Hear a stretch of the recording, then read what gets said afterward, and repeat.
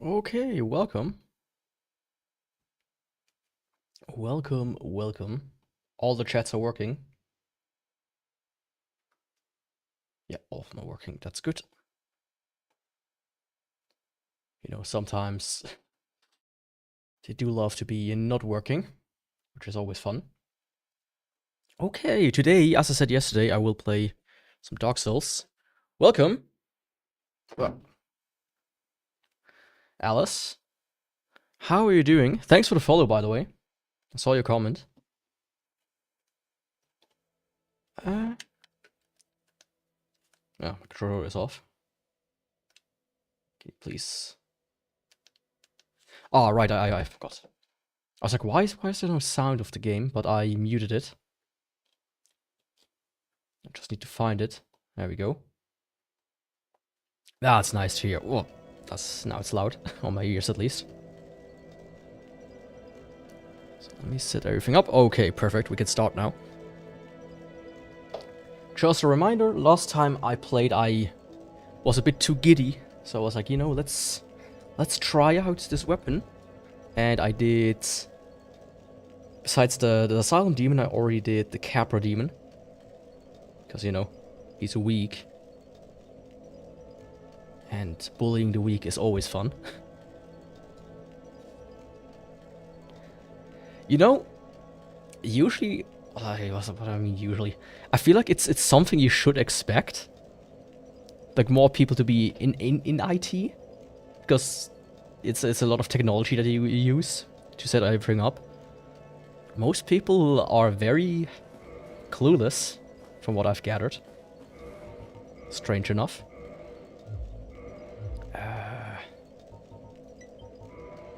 Sound. Yeah, no, that's alright. I mean, there are a few that I've seen once in a while.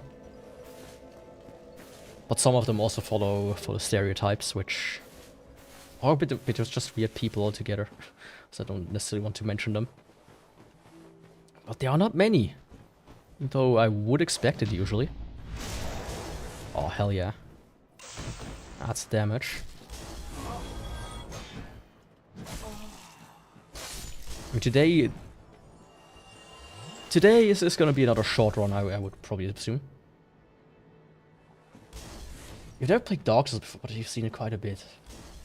Honestly, I mean, for me personally, Dark Souls is one of my favorite games ever, and I can highly recommend playing it. But I personally also just love watching them. Sometimes after I stream Dark Souls, I just go onto Twitch or YouTube and kick, you know, whichever platform there is, and check out other Dark Souls streamers. It's always fun to find that fun. Which field do you work in, if you don't mind asking? Like, I didn't mention it in the video itself, because it's a bit here and there sometimes. But yeah, I'm also looking forward to that. I finally got like a good deal on a bundle, but some of them are in a really bad condition to the point where they might not be savable. I like opened one just out of curiosity and oh my god. Whichever Japanese kid owned that console didn't take care of it. System and network technician as intern. Oh, that's nice. I'm like a software developer by trade. Or like that's what I studied. Not like studied as in... Oh, come on. Like for the longest time I worked as a software developer, and right now I'm a system engineer. But I also still do a lot of software development, because I'm the only software developer in the team. And a lot of that code, not exactly clean or nice or new, for that fact. Some of this stuff is like, come on, it's like 10 years old, if not more.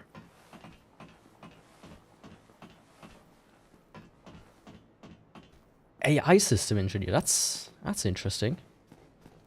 Do you think there will be like a full-on future for AI? I'm personally currently a bit skeptic about that. like how big the field will still stay in a couple of years. Let's see, I need to about 21.3. So I need like 0.5. That's like 0.5. I mean, the future of AI is guaranteed, but people who actually develop on it. I feel like once you kind of pass a certain point, there's almost... like, it's a very... Let me say it like this. Out of all the fields in IT currently, I feel like it's one of the more popular ones right now.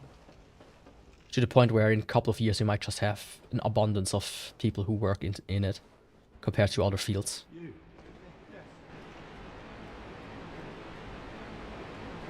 You went to developing school, that's no struggle, yeah. Oh, that was not good.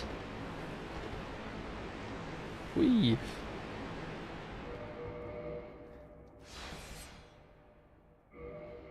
Like, the thing is, I, to some degree, sometimes work for governments. Oh, come on. I messed up. For governments, and their code is some of the worst. It's like completely... it's the most outdated stuff out there, basically.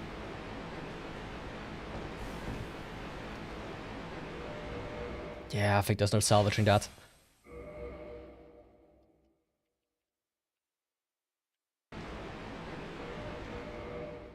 Come on. That's not a good start. Okay, yeah. I need to let the game kill me for a second. At least for the next 10 years, human creativity and ingenuity is still these above AI for now, and AI costs a lot more resources, I believe, for the future. Done in cooperation for AI and humans. I can see that, yeah. I mean, one of the biggest struggle, I think, is going to be just the power overall. The amount of, you know, electricity it needs is insane.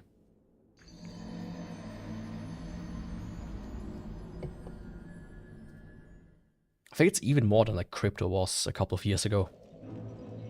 Which, you know, say what you want, but I wonder where we will take this electricity from. Because apparently we already have like shortages in certain areas.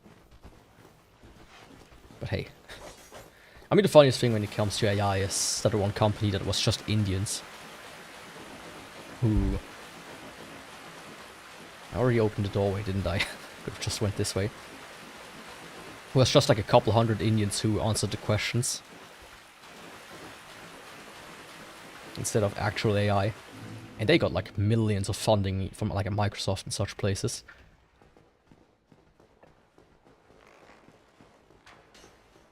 What the fuck are you doing? My cat is like sitting right in front of the monitor. Yeah, I got the key. See, if I don't get the diploma, I'll be able to fund doing research on my own.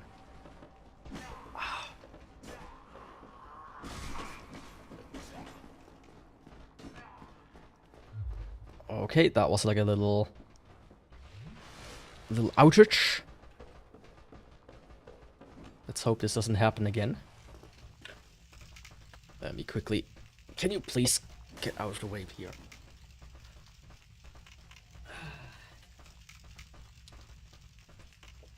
I think it was my cat pulling on the cable. There we go. I mean, I get that. Right? I also have like my own projects and whatnot that I always like to work on.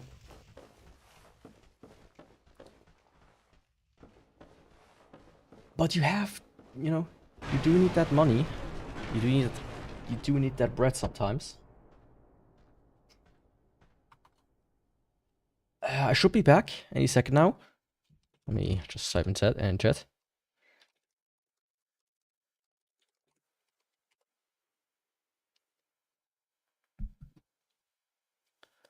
Okay, here I'm back. This thing is still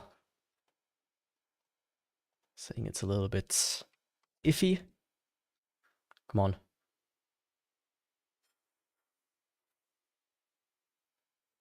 Okay, here I'm live. Here I should be live as well. Can you see me now?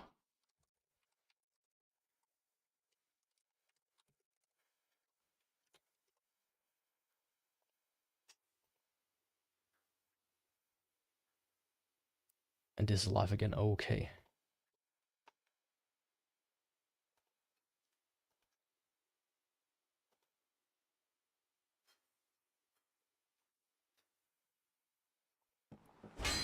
I should be back.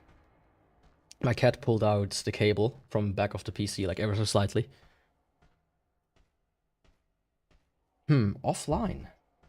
Let's try it like this then.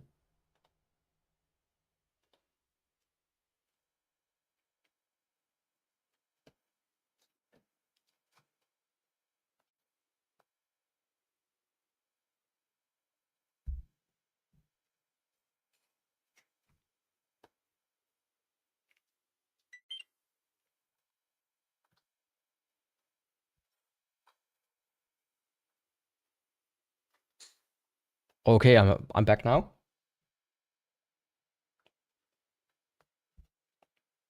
Let's just for safety's sake do one final check. Okay, now I'm back. Good. Sorry for that. My cat pulled out the cable from back of from the back on the PC. Like ever so slightly. They do the same with the, like I mentioned that in the video. They rest like their full weight on all the cables on the back of the PC, and it just kind of cuts them out sometimes. Which, not gonna lie, I probably need to like 3D print something there. At least something for them to not go on top of the PC. Because it does become a problem with time. Oh, I already almost missed. Oh, leave me alone, you dog. Well, that's another way to do it. But yeah, what I was saying, personal projects, I get that. I absolutely get that. I have some of my own sometimes. I wish I just had some more time to spend on them. But you do need to make your bread somehow, you know. Not everybody can live off of welfare and lead a happy life. I mean, I know some people that did that to some degree. And they enjoyed the shit out of that. But I couldn't. I couldn't do it, man. So I didn't kill the magician. That shouldn't be too much of a problem. As long as the dragon decides to be nice. Which she doesn't. We have everything equipped.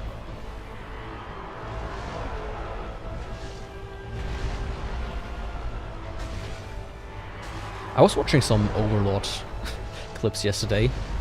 For whatever reason, this track reminds me of like the main theme. There we go. Okay, he's buffed. But damage-wise, it's pretty good. Yeah, this really will be another short run. Hopefully.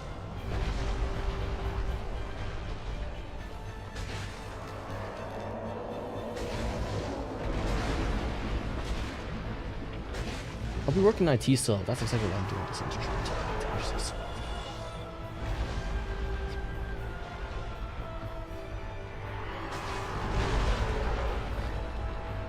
I mean, that's a good plan, yeah. Like, the lower level jobs are... There will never be enough people to fill those roles. Why is he called Gaping Dragon? Because of this big gaping mouth he has on his front. If he decides to stand up. See? That's why he's called Gaping Dragon. Oh, shit.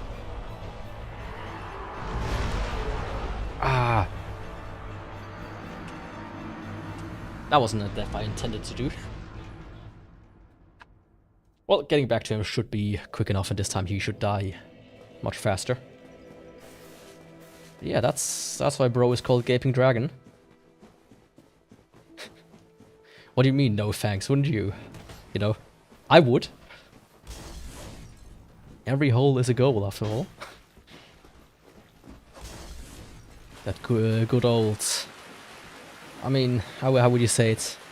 That's gonna be quite the sloppy toppy you receive from him. Or her. I don't know.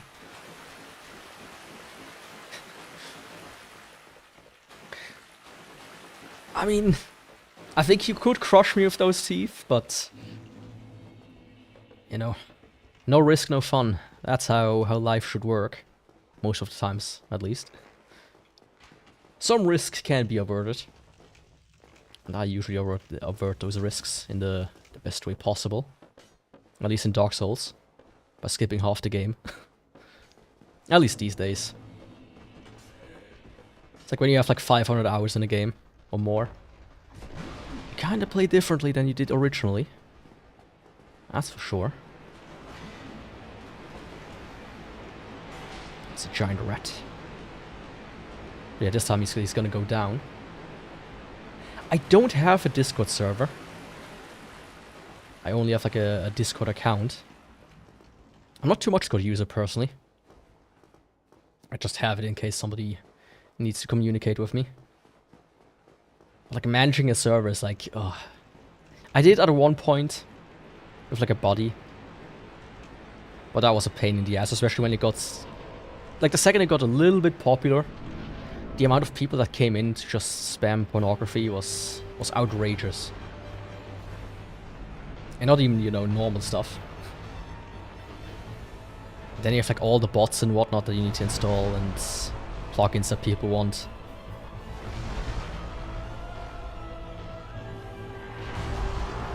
Oh man. No, usually he has a set of attacks that are very easy to dodge and to take advantage of. Especially to deal some extra damage. This time around, he's being a bit of a dickhead.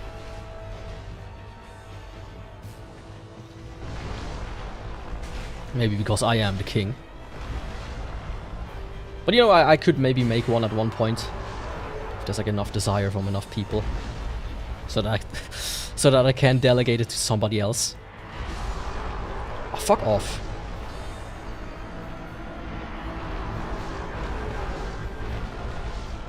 Usually I don't struggle so much against these bosses, especially the early ones. But yeah, let me go take care of this dude first. Nah, let me give it one more try. That should be enough. That should be enough. Yeah. I mean, the thing is, it is the first, quote-unquote, first game in the series. This is Dark Souls 1, yes. I mean, technically it's the second game, of course, but... They still try to figure out a lot of stuff. Yo, Depix, welcome. Is that Yoda? I still haven't read the Swamps of Dagobah story somebody told me to read. But I have it open on my phone.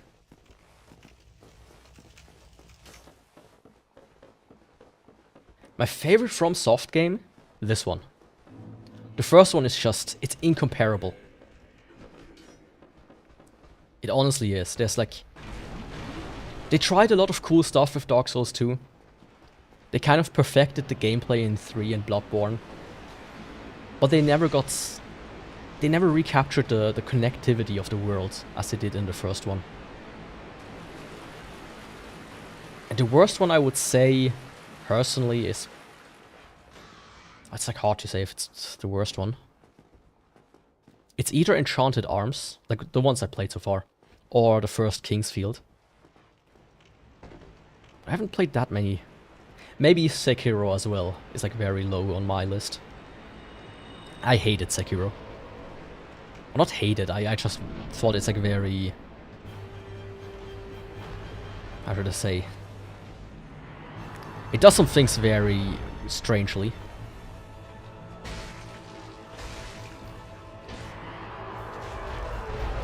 Oh, come on. That's not a good first showing. And DS3 for like 10 minutes. Elden Ring I plan to do very soon. Like October or so. And why did I not like Sekiro? I just thought the whole pairing system Like, it was nice, right? I like that you don't have like stamina and whatnot. But I just didn't like how the world is connected. It felt very confusing to me on one hand.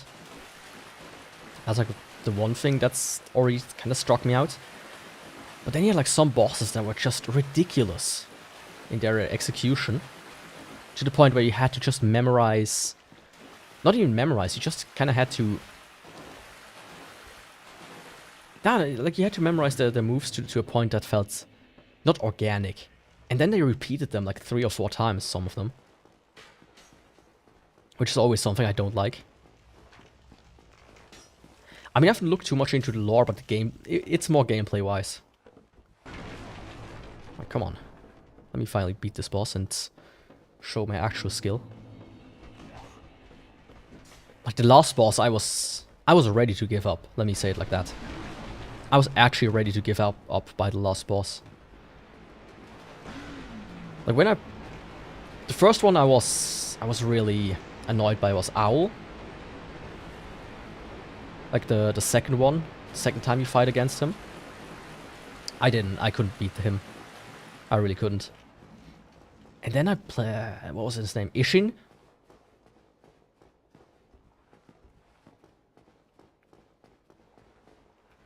Like Ishin, he really beat the shit out of me. And of course, to some degree, that was my fault. But man, I thought, you know, out of all the bosses, why has the fastest, the most aggressive one, like 3 or 4 health bars? Like that was just ridiculous. Okay, that's much better. That's how you beat this boss normally. Sort of a mix between... Elden Ring is a mix between Sekiro and Dark Souls. I mean, I've seen Sekiro and it seems funner to me, right? It still seems to have more of the Souls route than Sekiro did. Like, I think calling Sekiro a Souls-like is very disingenuous.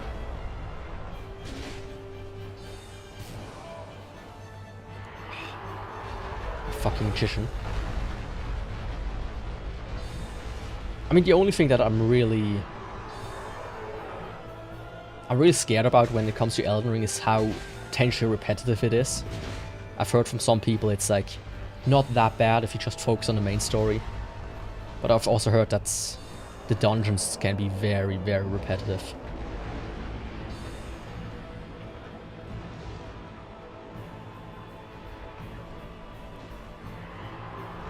Yeah, it really is not a Souls. Like, the thing is, I would just call it an action RPG. Which is like a bit difficult and whatnot, right? It's like when people call something like Ninja Gaiden or whatnot a Souls-like. It's like... Yeah, not really. Ah, finally. That took way longer than it should have. Like, I've played a few Souls-likes. Not many, mind you. But as an example, AI Limit, that game was fantastic. I really loved that game.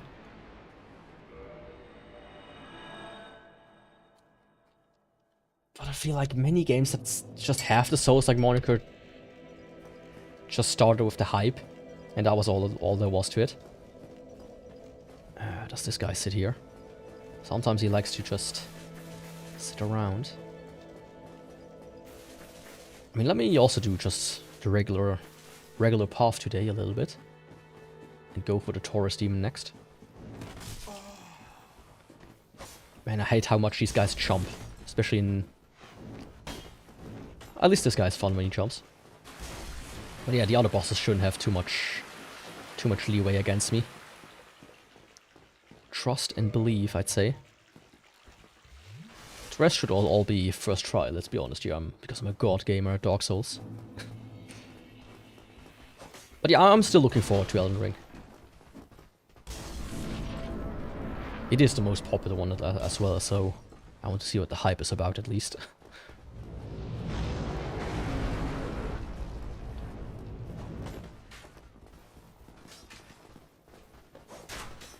Yeah, that's why I love the first game so much. it's just so amazing how interconnected everything is. Which is a bit of a shame how they got rid of it in the later games. Fuck off. Today is one of these runs that starts off with me being a bit of an idiot. Come on, Yaku, you can do this. Stop being so bad at these games suddenly, from time to time. Like, I don't think there's any game out there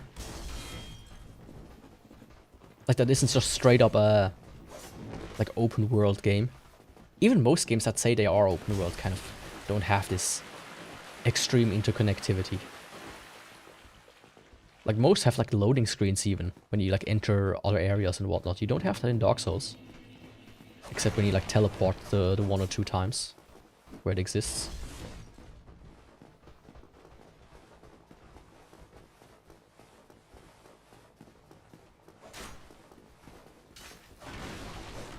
Yeah, the thing with Hollow Knight is I feel like it's just more difficult with like a 2D game to pull this off. Like you cannot build the same sense of connectivity this way.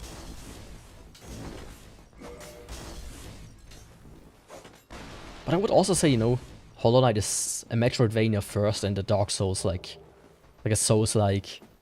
Some people call it a Souls-like, at least. Like maybe like a third cousin removed by 5 or something like that, right? It's like very it's very much not a Souls-like.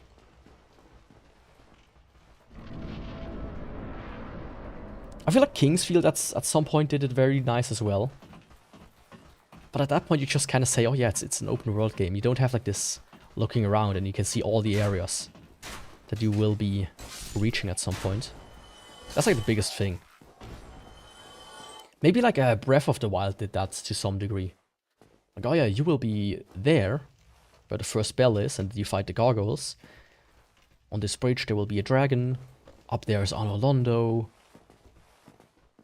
Somewhere down there, if I can see it, is the Firelink Shrine.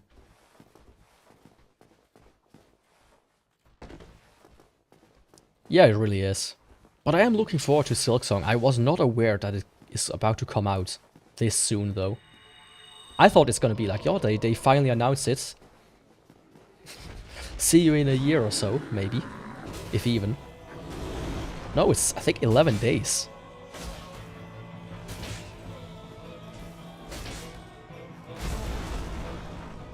Don't do that to me.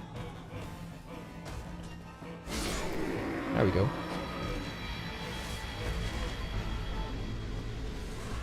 To old 2D Mario games, but with a sword. I mean, I would personally just compare it to Metroid. That comparison works out too. Like the original like Super Metroid. Or like the original like Castlevanias. But I really hope that that Silksong is gonna be good, right? It would be such a shame if they fucked it up.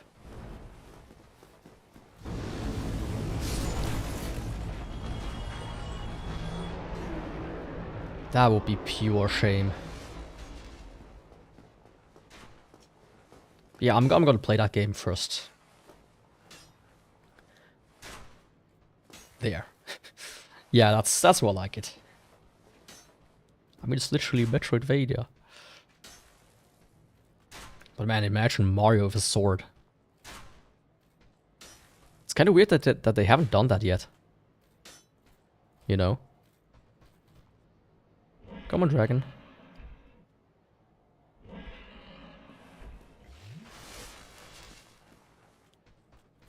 Usually he comes down, but I guess he refuses to. Let me reset him really quick. They did Sonic with everything. Like Team Sonic, I don't know what they are smoking sometimes. There was like Werewolf Sonic, there was Sonic with a sword. There was Sonic with real humans. Like I don't think Team Sonic has an idea what they want to do with Sonic.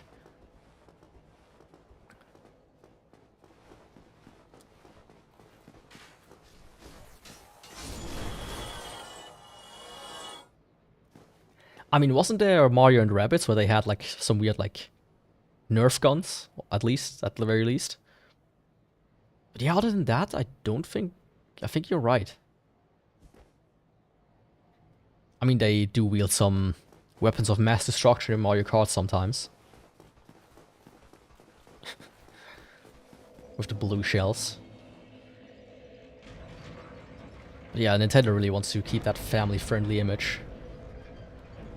To a fault, I would say. I feel like they could loosen up a little bit. Not too much, but a tiny amount.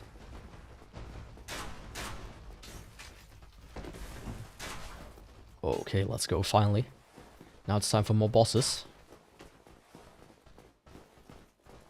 And you will not be in my way. Oh, nice. Flat 1000.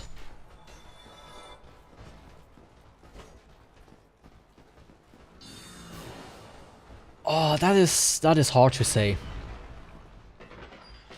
I on one hand, I want to buy one just to play some of the games I already have. With like a bit more performance. That's like one of the things that's like more interesting to me. But I have to see what this game is gonna be about, because I heard it's gonna be more like a multiplayer thing than like an actual Souls game. Oh, really? Let's just do it like this then. And I'm not too big on that. Like, they say the comparison was Night Rain, but even worse. Even in one multiplayer. Which, hello? Why? Hey, wait a second. Am I going down? Yes, I am.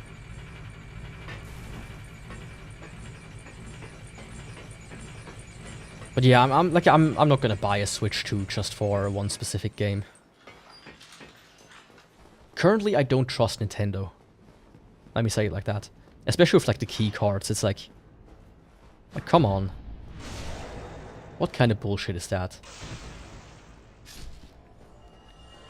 That's multiplayer I've seen my brother and his boyfriend play it. It seems very fun.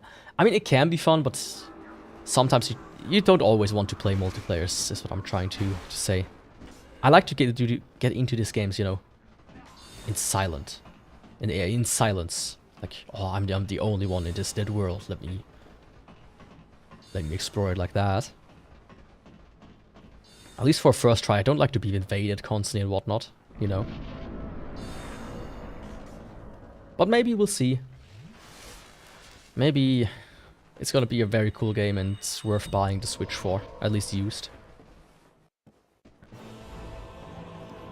Maybe they finally will drop the price by then.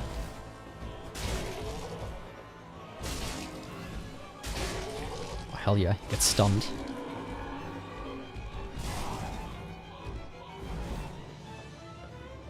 That's like, usually this guy does fire attacks, so why doesn't he? Yeah, the heavy attack with the sword is absolute ass. In that case, I will be using the regular attack more often.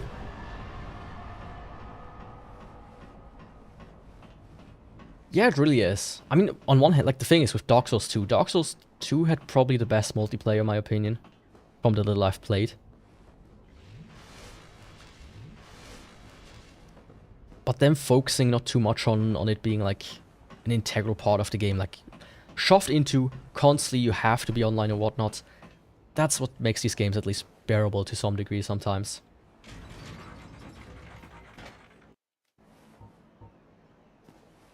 I mean, I can see this as a mod at most, but I think it would make some parts more confusing or at least break them extremely hard. Like when you go in there, in somewhere to open a door and whatnot. And then one guy can just stay outside. But I think many games would be interesting at least to play as multiplayer.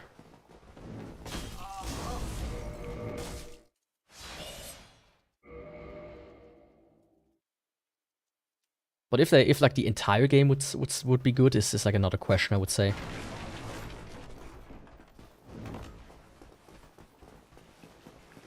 Yeah, they were ganking me.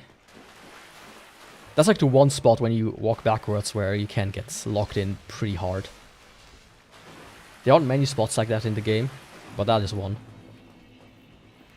That's the one where you almost fall down sometimes. Yeah, that's the first bell rung. A bit slower than usual. But you know. From here on out, it's gonna be first try everything. Let's be clear on that. And hey... Okay, I can't kick with this weapon. You leave me no choice. Okay, I messed it up. So be it. In that case, I will have to kill him that way. Yo, Turbo. It's going nicely. I've been dying a few times, though. In stupid ways. Goodbye, Logitech. I don't want you to kill my babe that's sitting behind the cage. Sorry. Oh, you're on YouTube. I was like... You know, that's like the biggest thing about multi-streaming. Sometimes I'm confused where the chatters are. Even if I have a combined chat.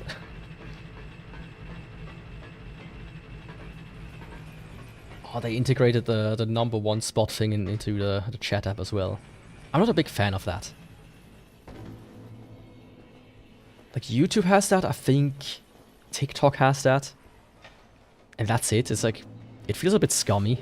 Like rating viewers by how active they are.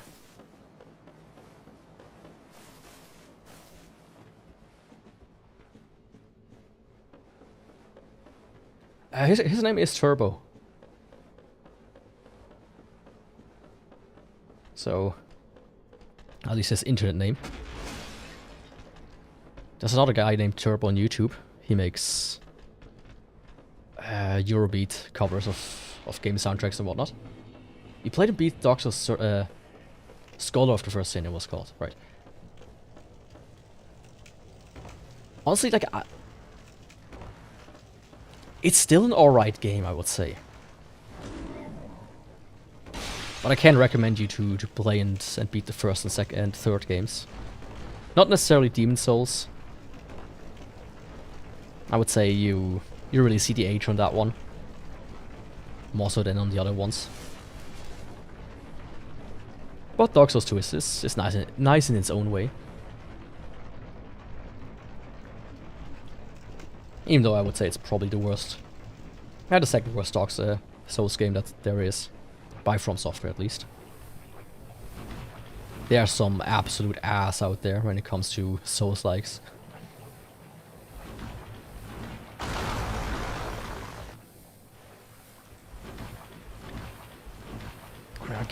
I need to quickly navigate out of here. The thing with Dark Souls 2 is, if you remove the Dark Souls from its name, it would be easily like a 7 out of 10 game, right? But as a Dark Souls game, it's just not that good.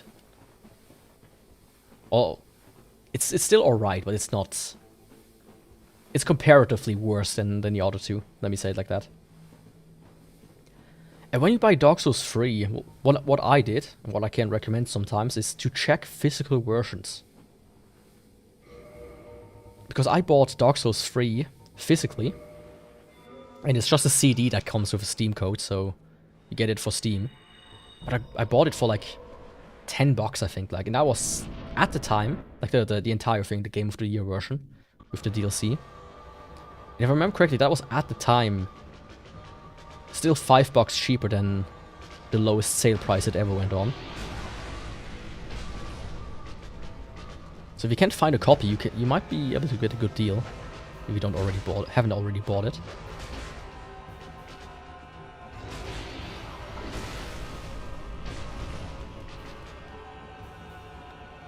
So far, the only thing I'm really not liking about this weapon is the speed. But you know, we all know how slow Gwyn is, so... Yeah, which is sad.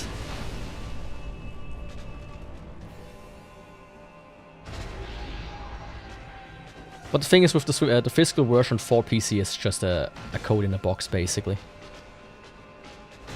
There we go. I had like an idea, which, if I ever get around to it, I'll probably do it. Like if I ever make like a game myself, I will just sell them in like Switch cases on SD cards. You know, tell people, you know, if you want to preserve this, back it up and whatnot. But at least you have a physical copy that you can actually play off the medium it comes on. And don't have to like worry of Steam being like a thing that exists in 10, 20 years. You can just play it. Fuck it, right? Fuck DRM, fuck copyright and all of that shit. It's like nice for the first week, and after that, nah, that's not. Let's not do this shit, please. Let me get rid of Power Within real quick. And then it's time to do Ceaseless. Yeah, I've bought quite a few physical games recently. Of course, all for older systems. Like the God of War trilogy. And the prequel. So I'm just missing the PSP one, but that one is a bit expensive. Like, it's not too expensive, it's like $40, but compared to a lot of PSP games, that's still expensive. Like, PSP is one of the better consoles to collect for right now. Just because all the games are really cheap. Usually between $5 to $10. Even like the good ones. I'm gonna be a luxury since coming for subscription-based system instead of buying it once, and physical copies can be accessed by companies once you bought them. Yeah. I said this before, I wouldn't be surprised if Nintendo, once they get to the Switch free, just do subscription-based games only. Oh, you want to play Mario Kart 10? Well, that's $8 a month to play it. Or you can just buy our super cool, handy-dandy subscription bundle, which is like $100 a month, and you get access to all the games.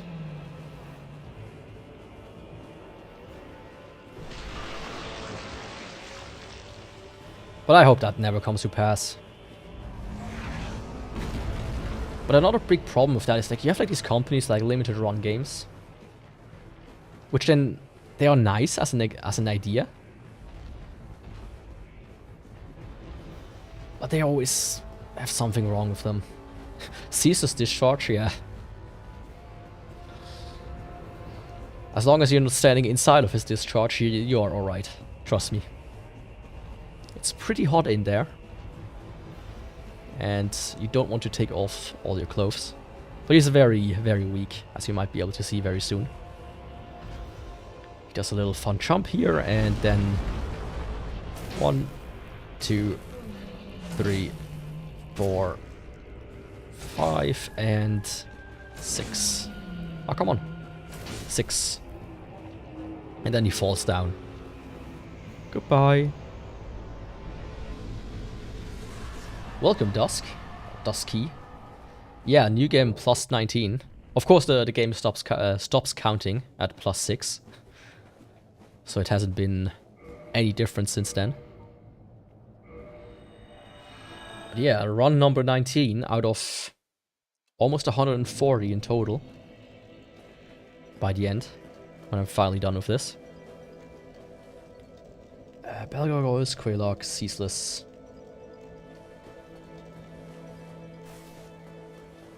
And then I'll move on to... I think I'm going to do the forest bosses immediately now. Including Hydra. I don't want companies getting access to my data. I don't want any subscriptions. Yeah, I get that. I'm a big proponent on self-hosting. Myself. I should look more into it. Like, I have a NAS with all movies and TV shows and animes and everything I've watched on there. It's like multiple terabytes big. And almost full already again. I should set up Jellyfin again though. And maybe host it online so I can access from everywhere. That's highly recommended. Why? This is called, for me, this is called Dark Souls All the Weapons. I'm basically trying to do all the weapons on one single character.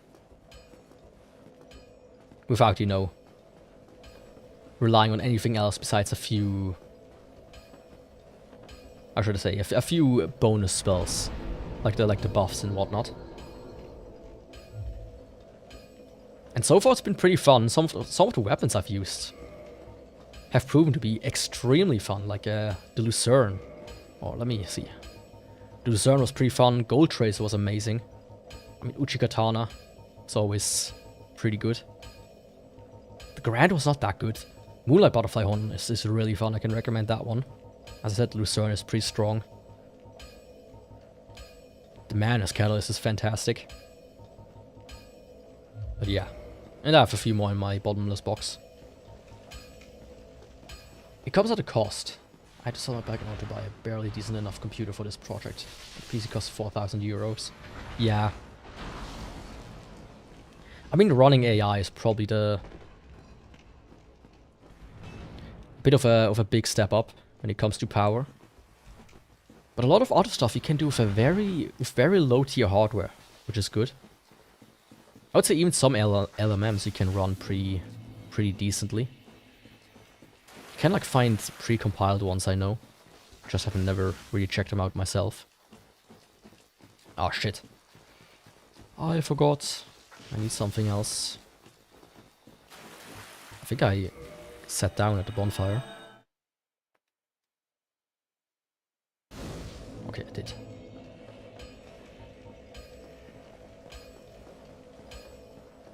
Hey!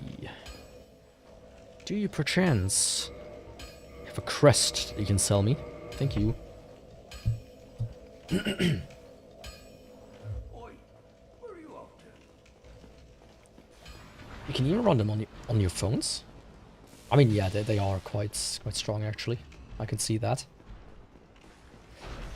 Oh, my throat is now getting clogged up again, as always. Like recently my brother contacted me for something. I don't know exactly what he wanted.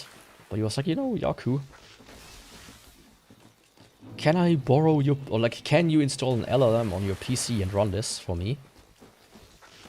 I think he wanted to like extract the text from a TV show so he could let it run through a translation program or something like that. And he like did it on his laptop. But he was like, you know, it's a bit too slow and takes... it's not as good. I'm like, come on. I really don't want to do that right now. Especially since all the instructions he sent me are for Windows. And I don't have a Windows setup right now. That was a great way to introduce this, but now enough. Yeah, I can see that. Like, definitely like a good introduction is good, but at one point you want to upgrade. That's how I think that goes for everything. From gaming to cooking to whatnot. Would I consider Dark Souls one of my favorite Souls, or is it just a sort of series where you go through all the Dark Souls games with the same mission? Dark Souls 1 is, with a big gap, my absolute favorite Souls game. I mean, I haven't played Sekiro so far, so... this might change... not Sekiro, Elden Ring. So it might change with that. I doubt it. But yeah, so far, it's my favorite game. And I probably won't be doing that with the other Dark Souls games. Especially since, you know... especially Dark Souls 2 and Demon Souls, I'm really not too fond of them. For like multiple playthroughs. Like 3 I could maybe see at most. But that's about it. But, you know, unless I do full-time streaming, I probably won't be done with this for the next 2 or 3 years. I can guarantee you that much. So I probably won't make it my life's mission to play all of the Souls games this way. Because that will easily take like 2 to 3 decades.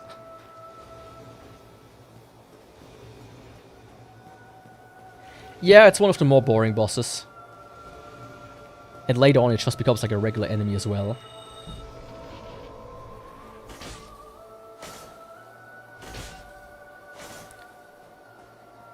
And it's especially boring since, you know, you cannot attack him. Oh, come on. Okay, good. Managed to one-cycle him. Just barely. Need to quickly clear my throat. 1 second. Where's my mouse? Oh, there it is.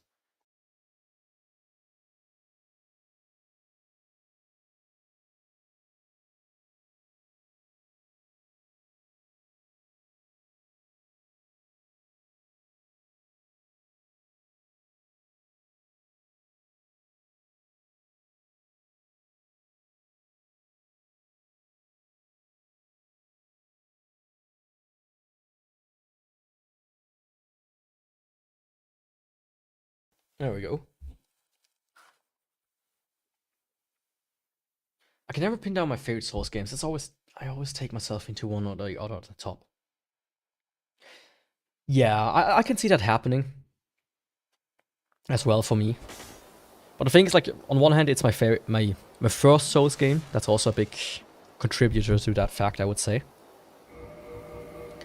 At least a good chunk of it is adds to my like of the game. But when I look at all the games I said this for in the stream, like as a whole, then the first one is just the best one when it comes to the interconnectivity. You know? And that's why I like the first one the best. I type in my Twitch bio. I mean, can you send it to me? I will check it out after the stream then. Because it will probably also be in my other bios.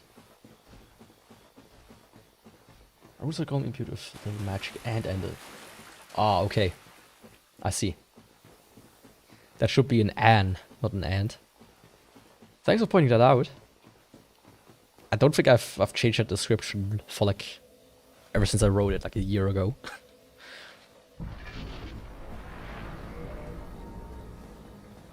Or at the very least since like a couple of months ago. I think at one point I did overhaul it.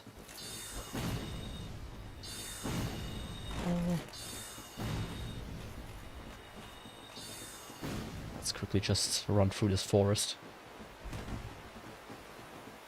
Go kill a dog. You know, nothing against dogs, but I'm more of a cat person myself. But there are also some... these are NPCs, not people, these are like NPCs. But they are part of a covenant. When you enter the forest and are not part of it, they would invade you if you were online. I mean, there are a bunch of people left in Dark Souls. But most of them are more downtrodden. Like, I would say there are like 20 or so NPCs at most. And these are like just one type of them.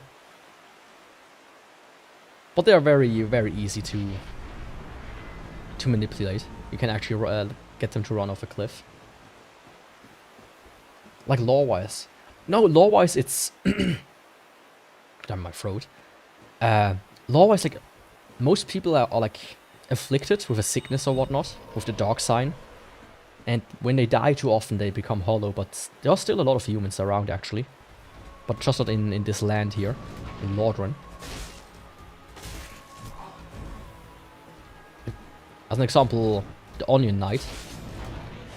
He's like coming from like the land of Katarina.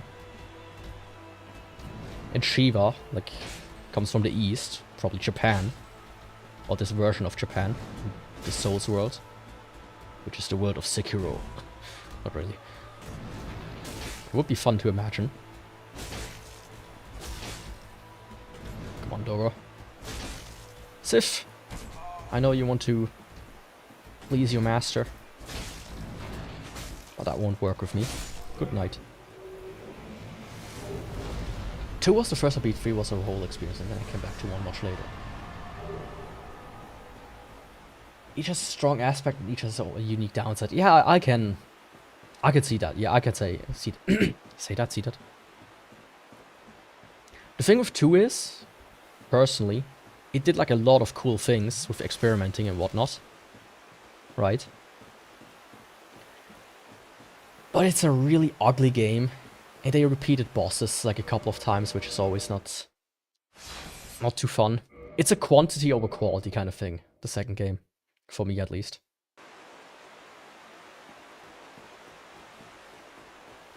Yeah, see you, Alice. Thanks for joining. And following and everything. Hope to see you soon. So they're honoring all the magic trains of smiths. Yeah.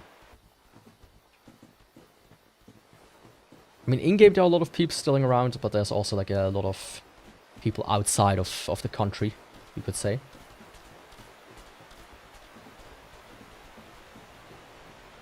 Like, one thing I really didn't like about Dark Souls 2 is, like, when it comes to the variety, like, half the bosses just seem to be knights. Like, oh, you have, like, here a knight, and here's a knight, and here's a knight, and here's a guy in armor, and here's a guy in armor. Oh, you like the gargoyles? Well, here's the gargoyles, but 2 more of them. Cool.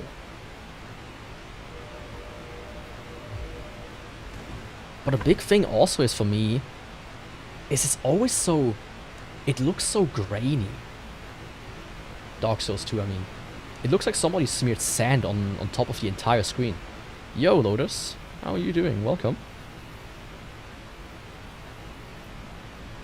Like somebody like dunked the entire screen in glue and just dunked it in sand. That's how I always almost feel like it looks. It's an ugly game, that's what I'm trying to say.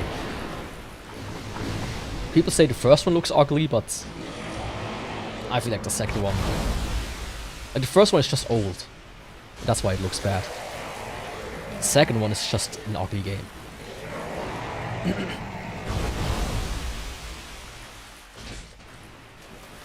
It's like... I've seen him follow some that just beat Dark Souls, so much just starting on Dark Souls 1. I mean, I always love watching people playing Dark Souls 1 for the first time. But I always have to hold myself back from spoiling anything. Or at least too much.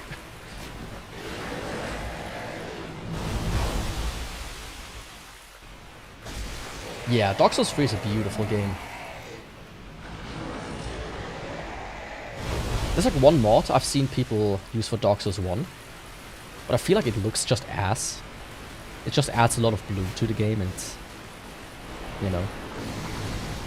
But I would love to see Dark Souls 1 in the Dark Souls 3 engine. That would be an absolute treat. I really hope they remake it at some point. That's like one of the few games I want remade.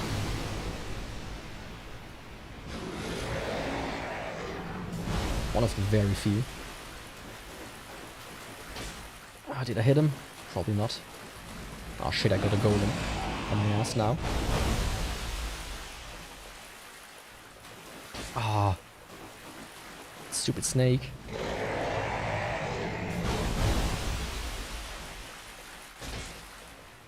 Yeah, I got him. Yep. I need to focus really quick on not falling off. Oh, maybe I could just get some of them done. Oh, why is there a golem now? Come on, dude. Don't you know the rules? Fuck. The head was clearly sticking in the floor, right? Let's be honest here. I was not wrong to assume that that was where the Hydra was. Where the floor was. Come on. Who's your favorite boss and why is it Artorias? Well, Artorias actually is my favorite boss. I mean, on one hand, the story is really cool with him. I hate that they cut his voice lines. Right? I feel like they should have left them in. But I always feel like Artorias is like a boss from Dark Souls 2 or 3 that was sent back into Dark Souls 1. At least engine-wise. Which makes him really fun to fight, because you have like this almost disparity between 2 engines. He's like just that much faster. But of course by now I do have his pattern memorized. Down to the micro movements that he does sometimes. I could probably one-shot him with this weapon. This is a cursed run. The amount of times I already died. Sekiro in the Dark Souls 1 engine. I don't know if you want to see that. Like, it would be a very slow game. And I don't think the Dark Souls 1 engine is like very well programmed for jumping and whatnot. Like sometimes when you like go into a slope or whatnot, it just kind of sends you down, gravity-wise. But a demake could be cool. I mean, somebody made it for Bloodborne, so I'm sure they could make a Sekiro demake.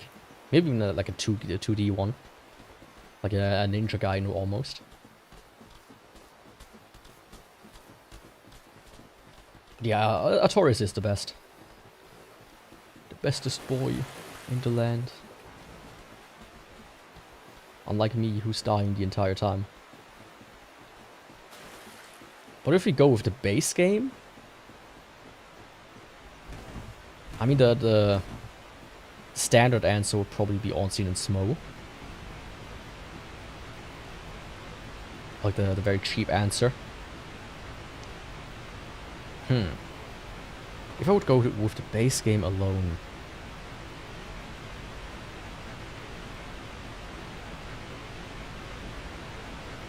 let me just go through the bosses real quick in my head.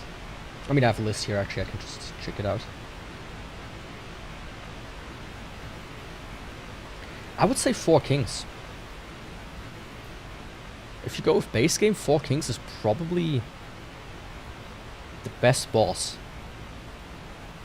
Like, I don't like how cheap the boss is to some degree.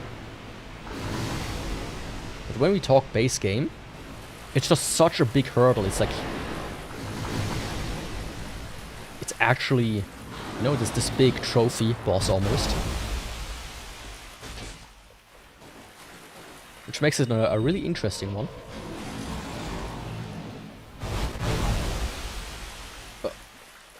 What the fuck? Thanks for the clear. But yeah, this... No, I've started to become really good at the Hydra fight. But man, sometimes you just cannot see it. Where's everything? Like now. Like, I need some visual aid, please.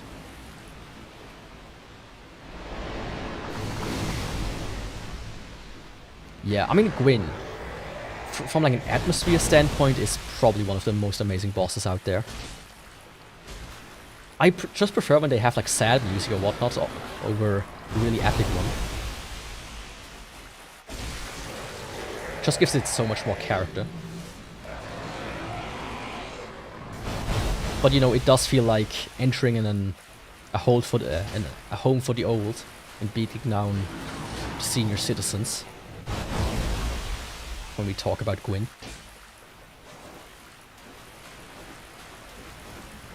Eat your last jello, old man. It's time to die. You know? You've been a burden on society long enough. Good night. Feels almost a bit sad, you know? A bit mean to bully an old man.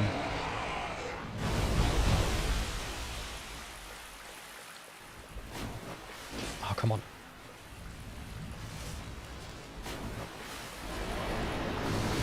Cheese him with the sniper buster and hawk string from atop the ladder. I mean, I would probably cheese him too, if the game rules would permit it, or the run rules to be precise. Oh, fuck off. Usually I don't struggle so much against him.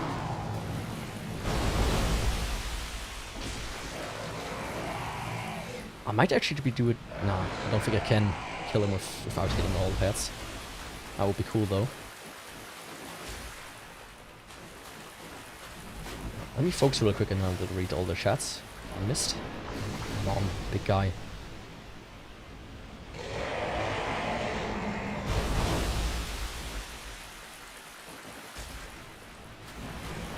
Oh, that was it. He had one head remaining, I think. Hell yeah. I mean, the final fight is supposed to fill you with excitement. It's supposed to be somber. Yeah, it's like this...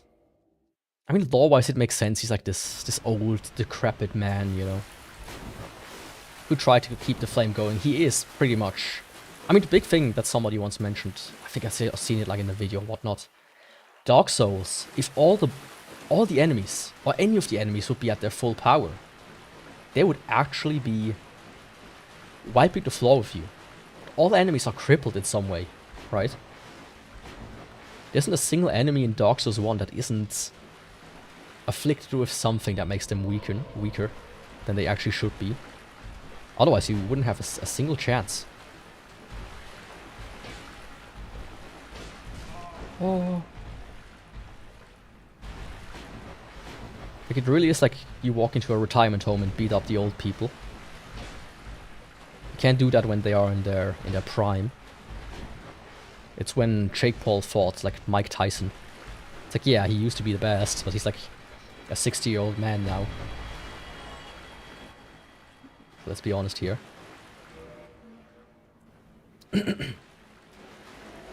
Gargos is the best boss, but something about turning an early 2v1 into a 3v3. Good game interaction is just chef's kiss. I mean, it is part of the extended tutorial, which I think most players don't understand too much. That is what it is. Yo, Marker, welcome. I got my throat today. It's in the absolute worst state again. Yeah, one thing that mixes up a lot of players is the jumping. I've seen a lot of people who played the newer games get really confused when they get told you can jump in this game. But I already knew about that, so it wasn't too confusing. Trying to let the sword burst into flame like it should be. Yeah, that would be cool. Wait. Prime version of boss is Radon. People want to prime fight against Artorias, against Mendrick. I want to prime fight against Lorien. Yeah, but once again, like if you fight them in their prime, they are gods still, right? It's like you were fighting Jesus, but he wasn't already on the cross. You would have no chance against the guy. Yes, it's kind of strange that they didn't give this sword like any cool properties, like with the Chaos Blade and whatnot, or the Dragon Swords that have like their own little attacks. It's kind of strange. You know, it's almost like they ran out of development time. It's almost like they rushed this game at the end. Which they absolutely didn't do, right? Jump with circle B right or jump with a trigger. I'm on all the platforms. At least, all the bigger ones. I tried also to do kick. Not kick, to do TikTok. But that is just strange to get to streaming there. So I didn't do it by the end. I'm still the biggest fan of holding B and then letting go and then pressing it again. Something about it just feels right with Dark Souls. There's my mouse.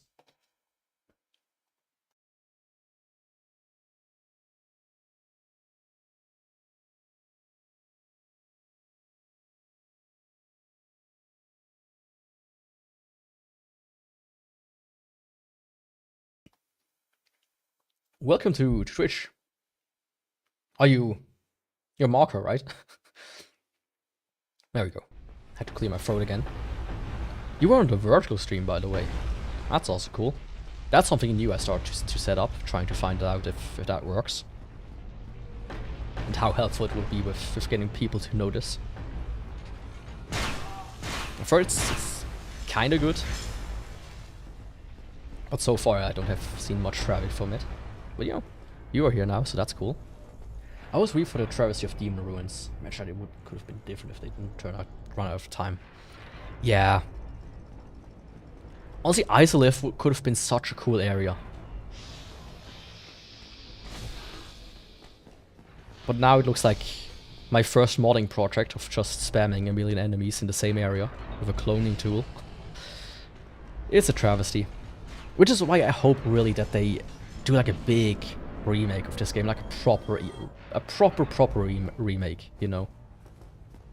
None of this, oh, let's just improve the lighting or whatnot of the flames and that's it. Like, let's do something real.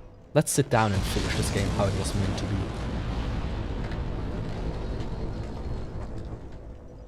Ah. Now that you mention it, I liked Kingdom Hearts games. I don't get the huge hype for it, personally. Like, they're good games, but they're not that good. But I like them. But I probably won't play Kingdom Hearts 4 immediately when it comes out. If it ever comes out, of course. Like, I'm good with where the story left off with 3, though.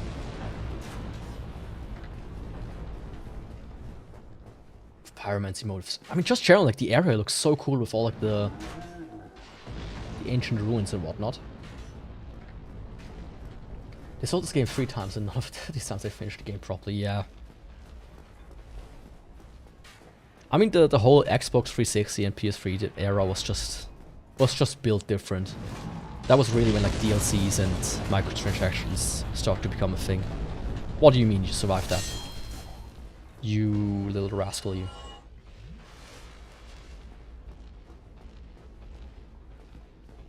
So I want to play the mod sister. Sisters of Darkness Abyss? I haven't really looked too much into mods. Personally. The only mod I want is one that replaces this mask with my face. But maybe need to find somebody to do that for me. Come on, big guy. I mean, I could just go fight the Iron Golem now, because when you destroy all the bombs, he stops throwing them.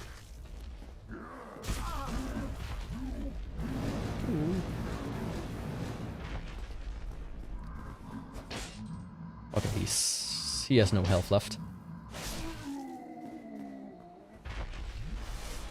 The 6th Waystone. I heard about that. Wait a second. Somebody in chat saying I'm not used to that. All of a sudden the half the screen is filled up. You're so mad at Kingdom Hearts 3 right now. Last playthrough 3 I cried this of disappointment once. I didn't hate it that much, personally. I thought it was fine, but I can see how somebody who, especially when you waited for these games for decades at that point, I can see how you were disappointed.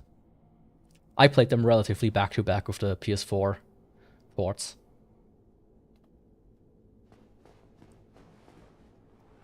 Yeah, I feel like just making these huge changes, especially like the Studio Bluepoint or whatever they were called, I feel like people would have been mad regardless if they added it. Like, don't vandalize my sacred game, right? People would always find something to be mad about. I heard one thing they did apparently though is they tried to preserve as many of the bugs as possible, which, if true, that's cool. I think a lot of remakes should do that, at least to some degree. Or some of the more prolific ones, at least.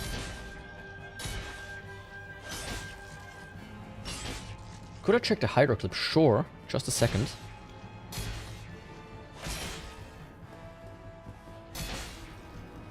Didn't fall down, but... Okay. Delayed death. Nice.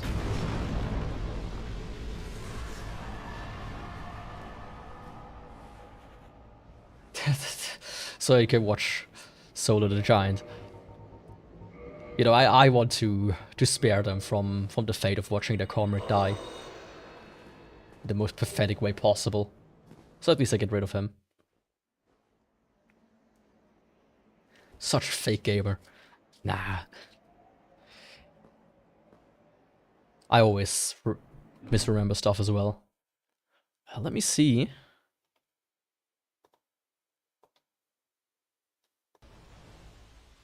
Don't you know the rules?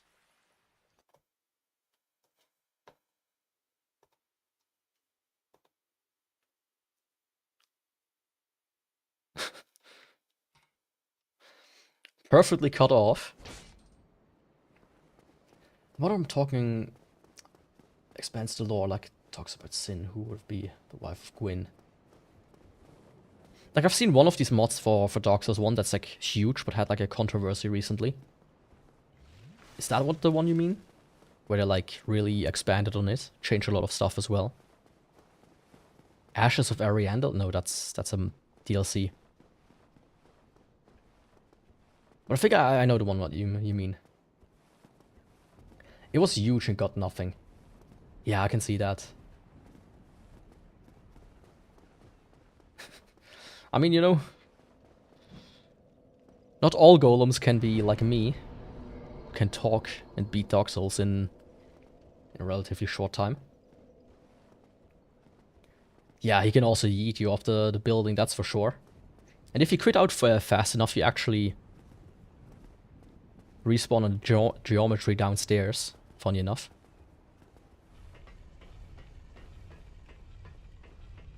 Daughters of Ash, yeah. That's the one.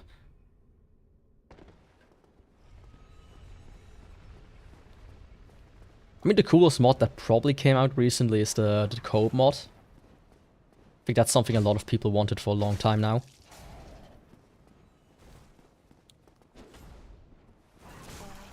So I'm glad that came out. And I might need to make use of it if I ever get to the crossbows. Because my god, are they slow. Especially the regular one. It's almost impossible to fight 4 kings with that. I'm not looking forward to it, let me say it that much. Let me say just that much. Okay, now it's time for the funnest part. If you're new and you've never seen what I'm gonna do now, I'm pretty much gonna skip the entirety of Honor Londo. And straight up skip to Unseen and Smo. So far, I have to say though, it's not as strong as I initially thought it would be. This sword, because of its speed. I wish it would be a bit faster. But you know, imagine you're the Guardians. And some dude whacks up with the sword of your master. It's like, where the fuck did you get that? Is he already dead? A nice skip to getting straight to Bed of Chaos? There is.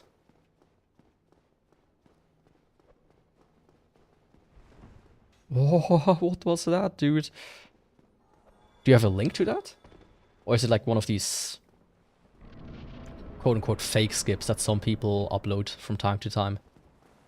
Like, oh yeah, you can just drop down from the Firelink Shrine down to Blighttown. Trust and believe. Of course it's fake. Or like you can jump into the well. And you immediately land somewhere. Come on, buddy. Oh, come on.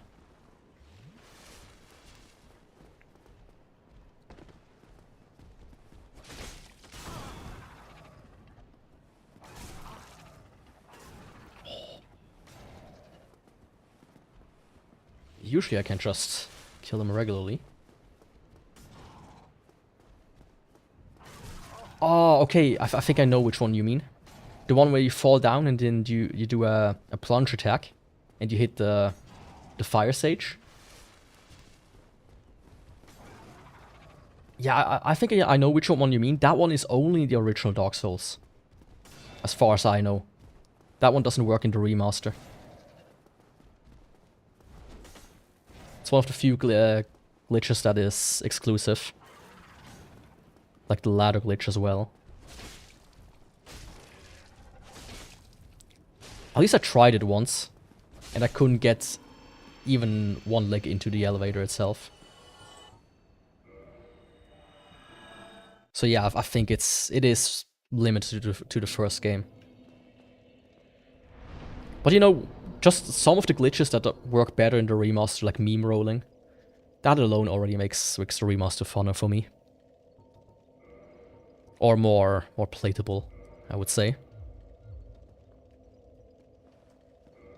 You know, speaking of meme rolling.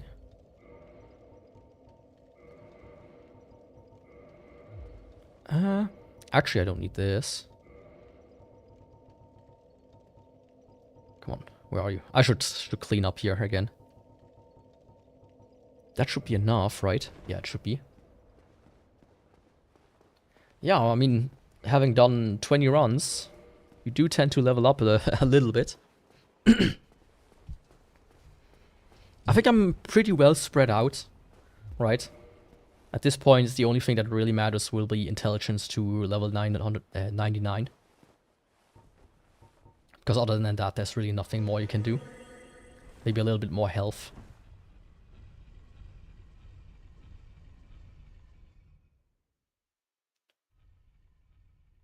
I did tell you that? I mean, the thing is, it gets tricky because you just need so many souls by the end of it.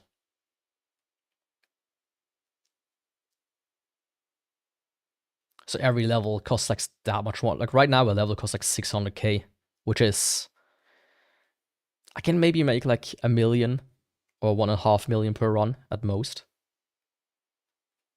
What is happening? Basically, I'm in a state of being dead and not dead at the same time. And now the game doesn't load certain things like gates. So what I can do is run all the way over here through this gate, quit out so I don't die.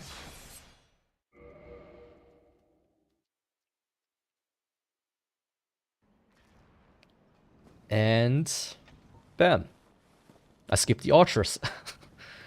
And now I can go straight to Unseen and Smoke. That's one of my favorite glitches in the game. The whole death cam thing. This and the Thief skip, which the easy version.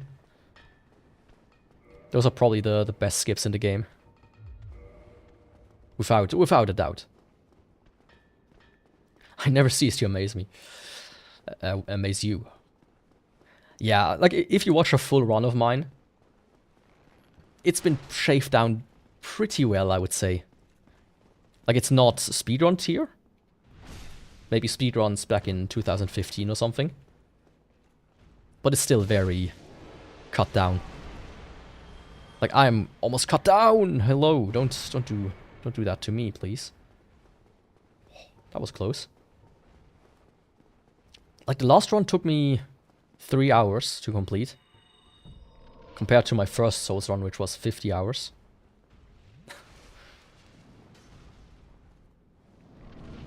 Oh, are you? Then please surprise me. After I stop having to focus.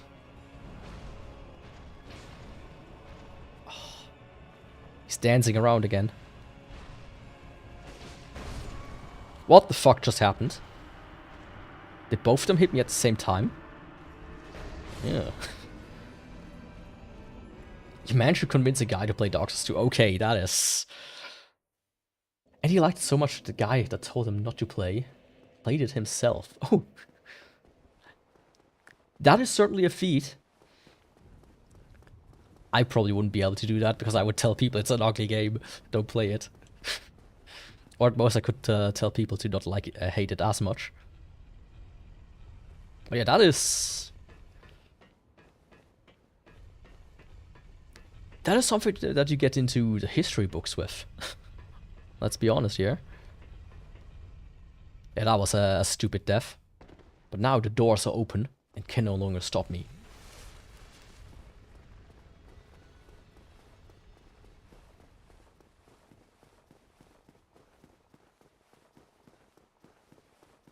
Let me see. Okay, no. I thought that I missed something.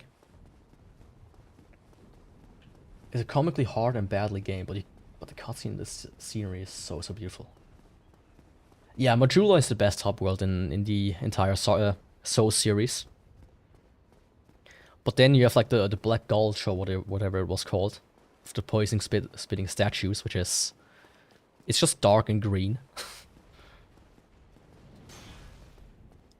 Like, hello.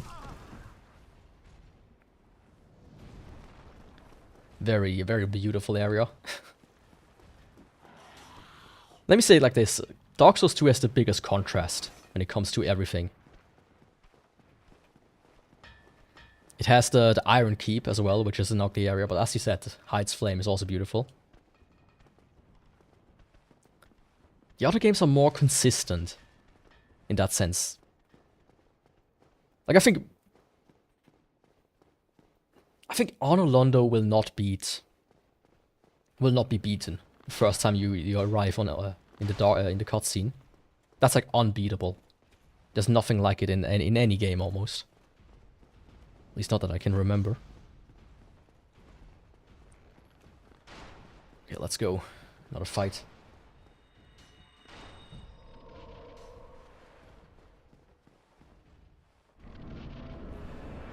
Yeah, that fight was also pretty cool. Of course, a bit weird when you technically can't summon like a bunch of other enemies. Oh, that almost hit me. It's always cool when you can stun the enemies. Ah.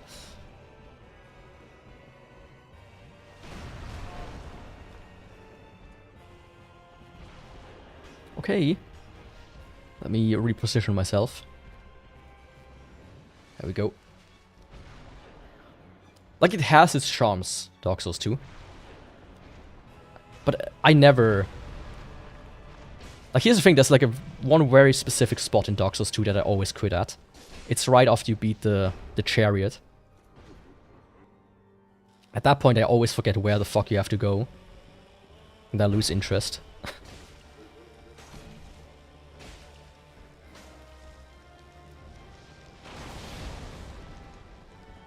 In Dark Souls 3, I never really attempted to play it again.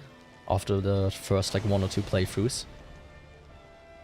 Like, it's a cool game. It has one of the best reactions to a boss that I've ever seen. Stefan! Such a good video. But other than that, it's just never... It never captured me in the same way.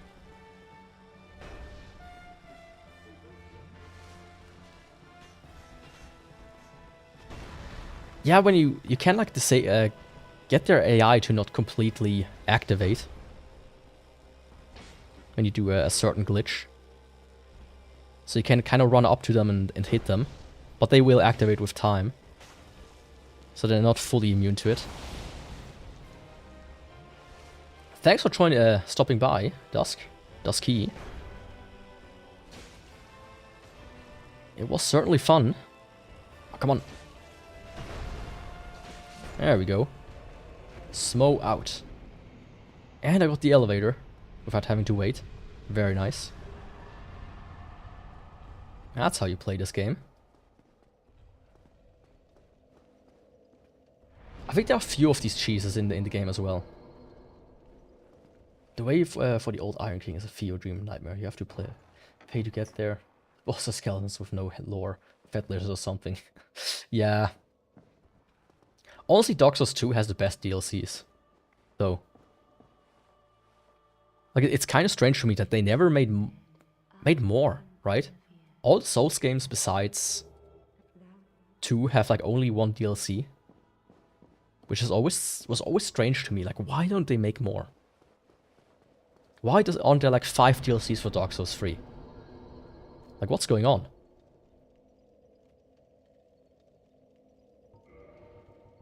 Let's see. Iron Golem done. Unseen Smo done. Moonlight Butterfly done. Sif done. And now... let's place the Lord Vessel before I forget that.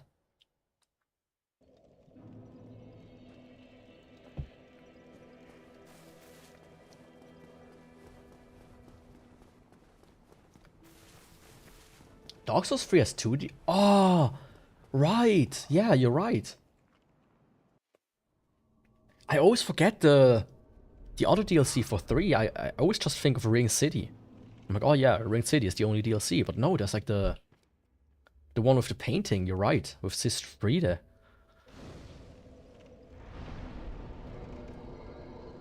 Right. Now that you mention it. It does have 2 DLCs. Man. I should play this game at some point again. But the next Souls game is Elden Ring, so it will take a while. Of course, now that I decided to play everything, everything kind of bunches up again. Silk Song in like 10 days. I'm also gonna start a new game next Friday. Elden Ring I want to play in like October, when I have vacation. Of course everything has to bunch up now. But I think I'll manage somehow. And now comes my favorite skip very soon. Which I only mess up like half the times. Which I'm surprised still that nobody else made a video about it. Like actually just explaining the glitch. Or the skip. It's like, what the fuck, why wouldn't you? There are like hundreds of tutorials for the other one.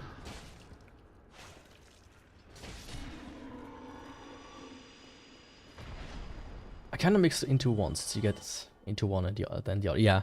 Falling on the elevator. Kinda, no.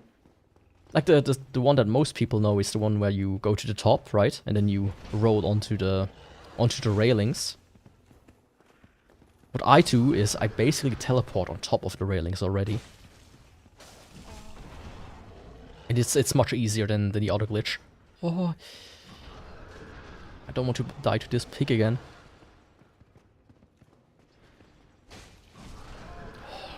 He says and almost dies to the pig again. Like this guy one-shotted me before. Did the exact same trick.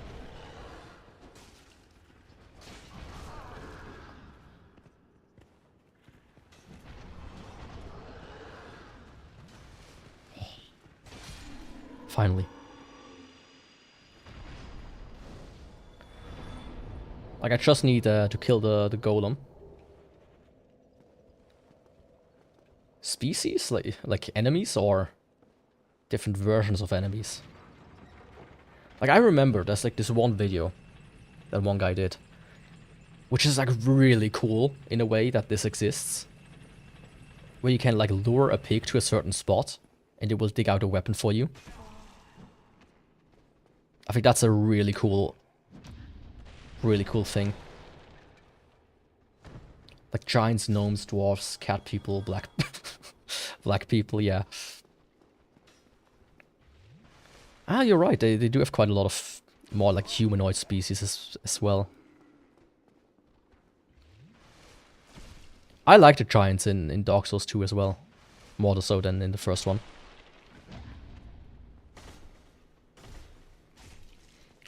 Come on. Don't let me die here. Elephant people. I mean, we do kind of have an elephant person here. The one blacksmith. In the catacombs.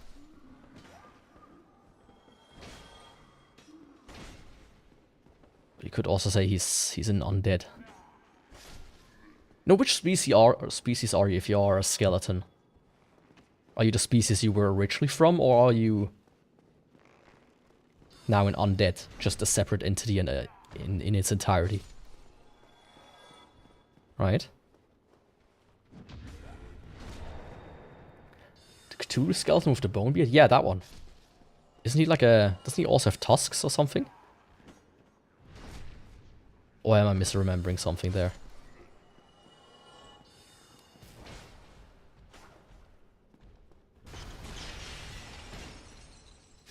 Can you give me the pendant, please? Thank you.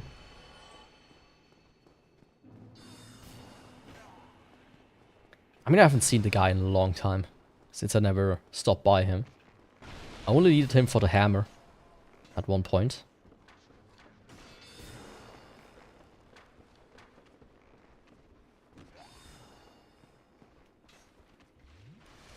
Okay, you're ready. They do. And you know what you do with holes sometimes. Okay, be prepared for the best skip in the game.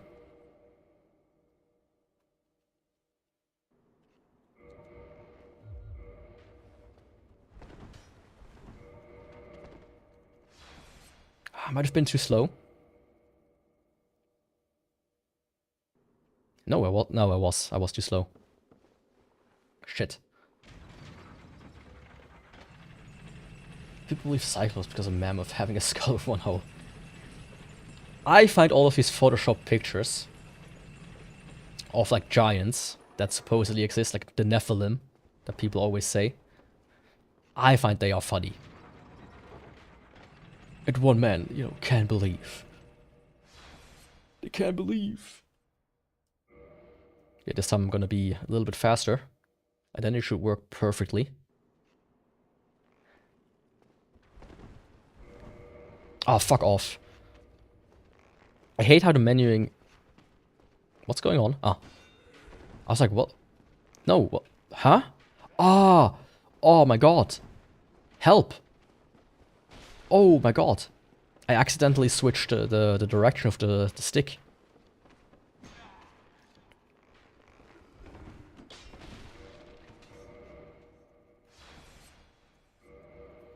Yeah, I do know how the skull looks. I think elephants have that as well, don't they? Can you please... I need to get rid of you.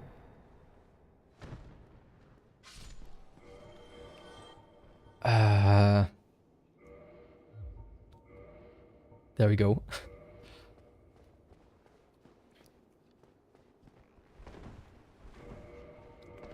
Fuck. Man, usually I do it first try.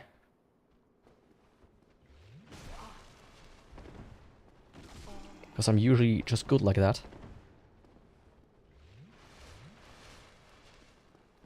Right now? You're saying that, but I feel like that sometimes. I really feel that sometimes. Like, I'm just not as good as I was anymore, especially with, like, I realized that with, like, Sekiro, when you have to, like, mash a button in games. I'm just not able to do that anymore as fast as I used to. When a game says, mash the A button, I can't do it most of the times. I have to, like, resort to the trick where you take your shirt and kind of, like, rub over it. Back and forth, you know. I actually am getting older. Okay, there we go, finally.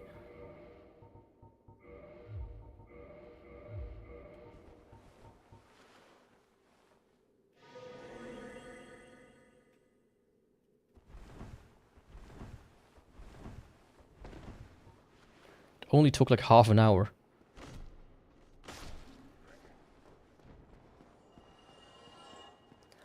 Yeah, the thing with that is, it's some people call it chittering when you do that. It's like apparently really bad for your tendons when you do it. Because it kind of strains them too much. So you actually shouldn't do that. Just a little tip. Like, there are a lot of Minecraft players that do that with... when they play like Minecraft PvP. It can actually destroy your wrist.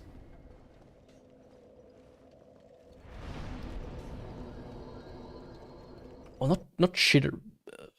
It's like written like... Oh, where the fuck's my mouse again? It's called like this. I mean, I guess you don't need to worry if you don't do it on like a daily basis. But it is not healthy. Which, you know... How many people are healthy these days? I say as I take a swig of my Monster energy drinks with chemicals that I can't even pronounce in it.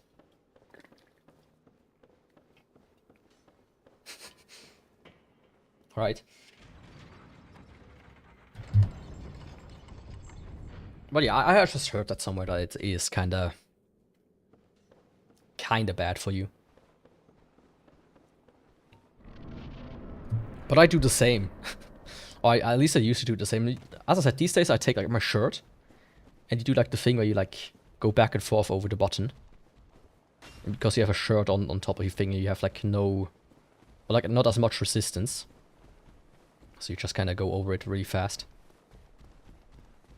Or another big thing is, which I started to use, is a controller with a turbo function. You know, back in the day, it was fun to use that for like Call of Duty with pistols. So you could just go and like empty the entire clip in like 1 second. But now it's actually helpful as like an aid for getting older. Ooh, when I'm 60, 70, 80 years old, I can still mash buttons. Thanks to technology. I probably won't be able to beat Dark Souls when I'm 60. I'm just gonna be so slow in the head at that point.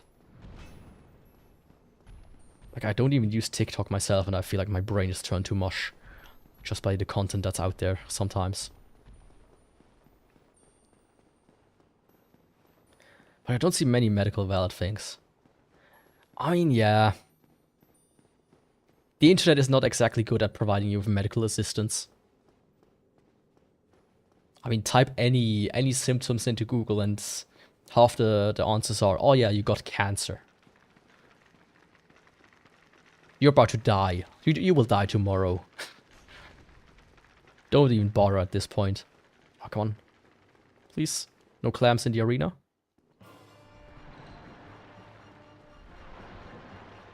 I think there's one. Yeah, there's one. Stupid clams. I don't do it often. Like, yeah, I mean, if you don't do it like daily, then it shouldn't matter. Like, I know these kids that played like Minecraft PvP with the swords, where it used to be you were better the faster you clicked. Whoever could click faster was better in PvP. That was kind of like the Minecraft meta. I know they start to have like some problems. It's like when you have carpal tunnel, when you use a mouse badly every day.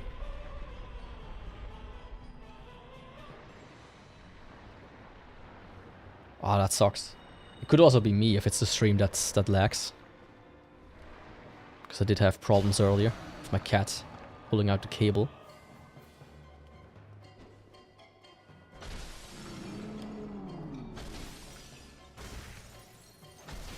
So it could also be on my end.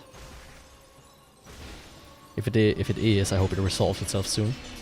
And if it isn't, I hope also it resolves itself soon.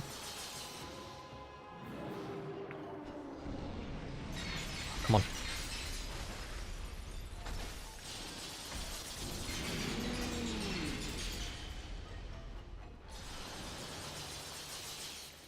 I mean, you know, the privilege goes to the winner, I would say. And that is me, as you can clearly see. I'm the one who wants to destroy the crystals.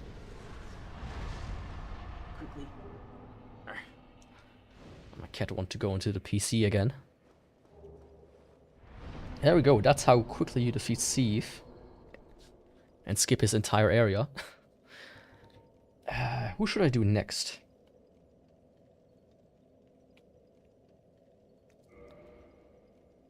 Let's do 4 Kings. Why not? And then after that I'm gonna do the boss gauntlet area, which means Bed of Chaos. Which is gonna be very fun.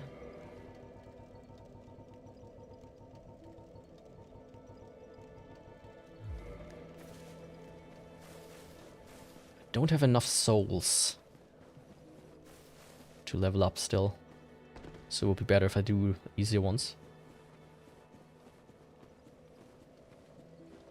Why they didn't let the Lords reincarnate in Dark Souls 3? You mean like these Lords from Dark Souls 1? Or the 3 Lords? Like, aren't you fighting the 4 Lords in 3? Like the giant and whatnot?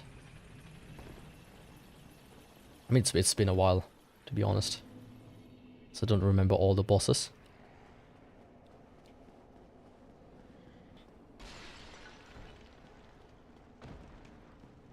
How well will I fight with the ghost house this time? Will it be a first try? Will I die 50 times? Who knows? Only Miyazaki himself will. You fight the Lords who rekindle the flame, but there are no reincarnation. Oh, okay. I see, yeah. All I remember somewhat is that, as I said, Gwyn and Steve, like, they, like, kind of represent the same soul, you could say. But that's very I wonder how true that really is. Like, the game is so open-ended. I'm sometimes when people make theories about the story, I'm like, is that really how it is? Or are you just interpreting a lot into a single description of an item?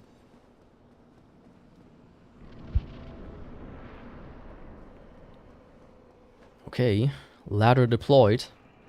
Now it's time for the ghost house. I mean, I didn't have too much trouble in recent times.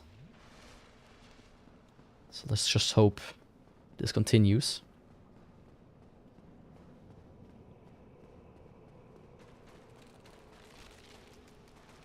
Okay, no hit.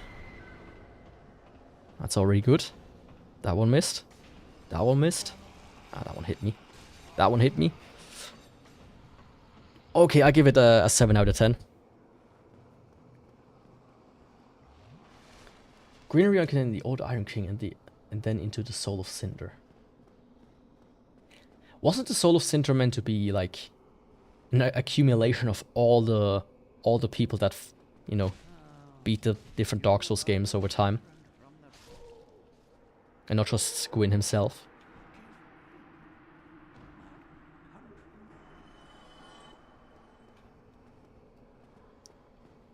Sieve into the dragon next to Freya and into Osiris?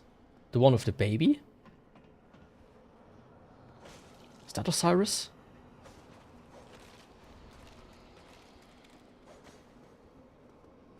Oh, okay, I see.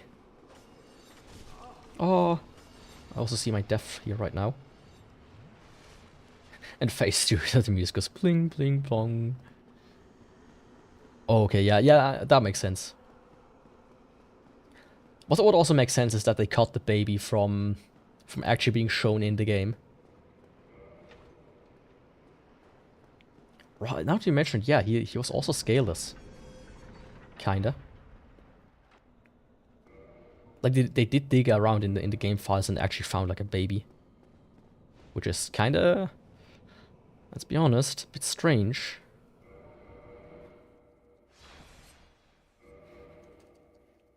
Let's see, can I pull this off? I can.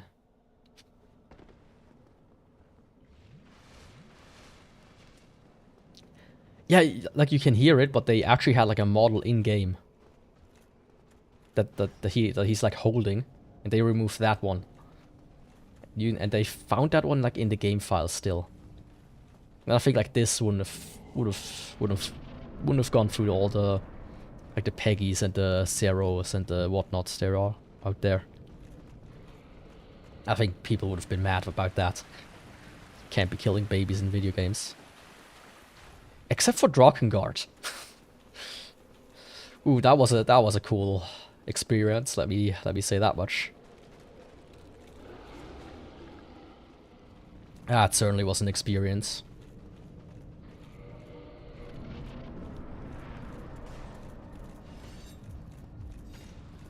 I do have Sieve's ring, right? Ah, there we go. It's basically kill only the caretaker of it and leave it the immortal baby, dragon baby, just there. Drakengard, you mean? Yeah, I did. But man, it was boring. Let me tell you that much. I did a lot of grinding off screen at like 4 times speed to get through some of the boring sections, like grinding some of the weapons. But no, you don't just leave the baby there alive. Like, I did all the endings. Doesn't he, like, when he goes to phase 2, he smashes the baby into the ground? If I remember correctly, the fight. Right? Or am I misremembering something? I thought, like, you go into phase 2 and, like, he smashes it in the ground and he starts, then the baby starts crying or something like that.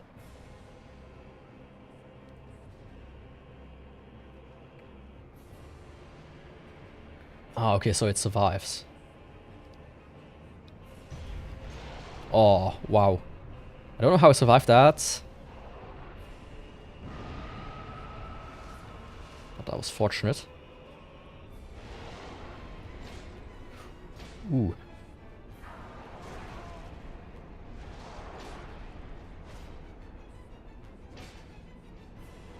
That's certainly not a lot of damage.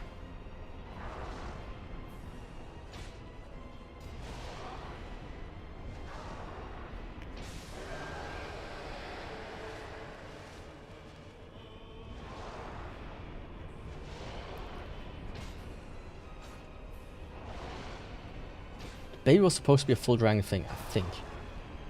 I mean, I can pull it up later, but I think the original model was actually just like a human baby. But I might be, you know, misremembering something.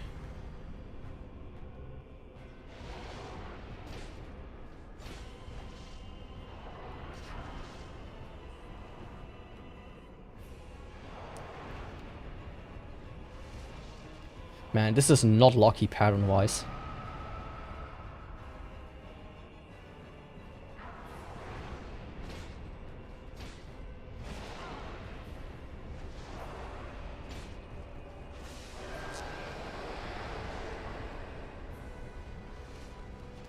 Yeah, the thing is I need to be careful because there are multiple outs right now.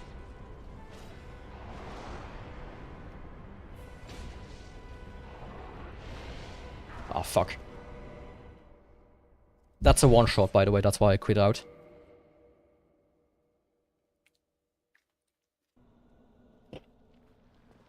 Let's hope for nicer patterns this time.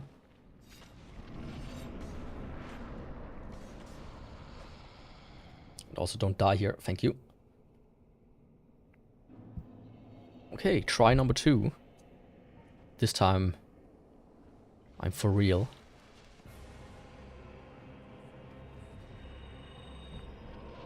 Like, I had really bad luck, though.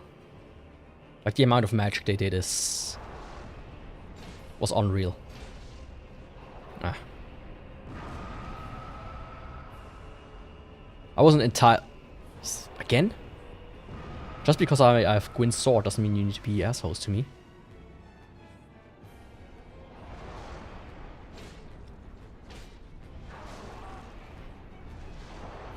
Yeah, the lock-on killed my camera a little bit.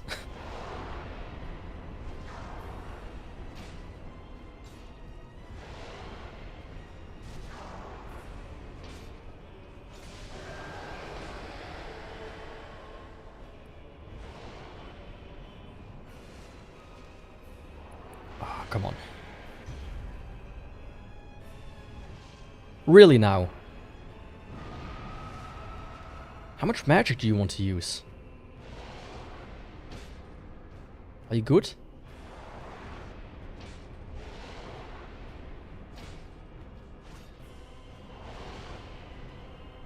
I think another one just spawned.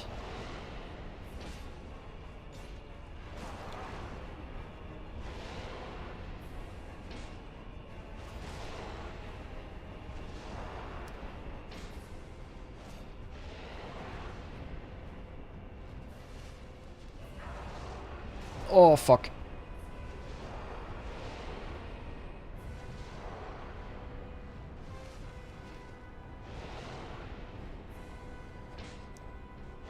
How did that miss? How did both of these miss?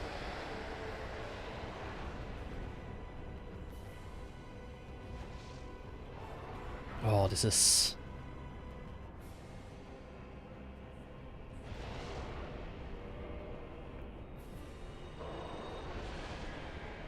Of course he does magic.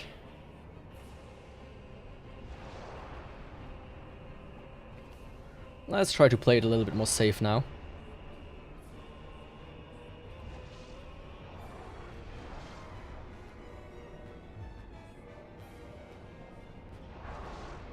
Okay, good.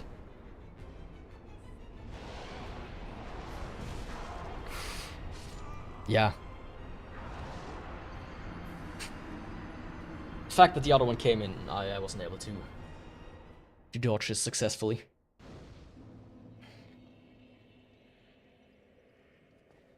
Pissing off the bosses instantly? I don't know what you're talking about. Can you elaborate on that? Oh man, the Four Kings once again being the funniest bosses in the game. I don't know who thought that. Like, let's Let's make them have 20k health.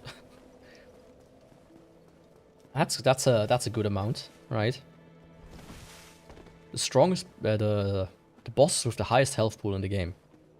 Of course, going to Dark Souls 2 and 3 and whatnot, bosses have way more health. I think in Dark Souls 2 and 3, bosses regularly go above like 10k. And that's like in regular new game.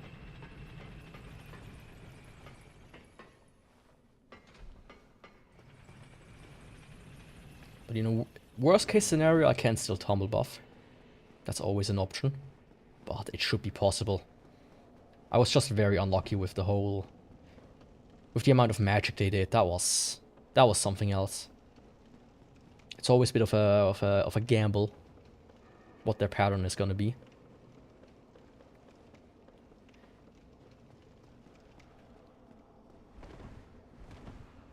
If you fight Rhyme or Velstart with respectively Velstart and Rhyme, and they start the game in phase 2 because they hated each other. Oh, that's cool. I didn't know that. That's actually a cool thing. Once again, one of these things that Dark Souls just kinda does cool stuff. But it never shines because it's like hidden in a dung heap, you know? That's my biggest gripe with that game. It does so much cool stuff that they never brought back. Like power stancing as well, right? That was also so cool.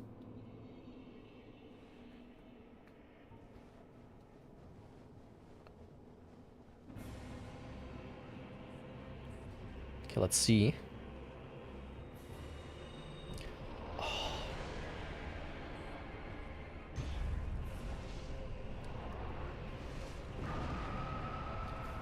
Yeah, right out of the gate.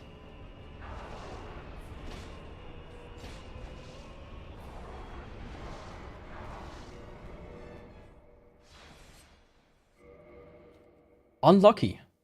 That's an unlucky pattern. So, like, all 3 patterns so far that I had is just absurdly bad.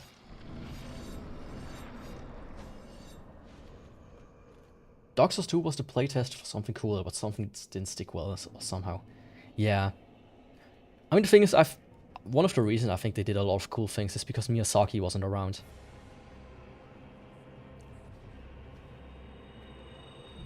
I think that's allowed the team to really test some cool shit out once in a while. But he almost didn't want them to do that.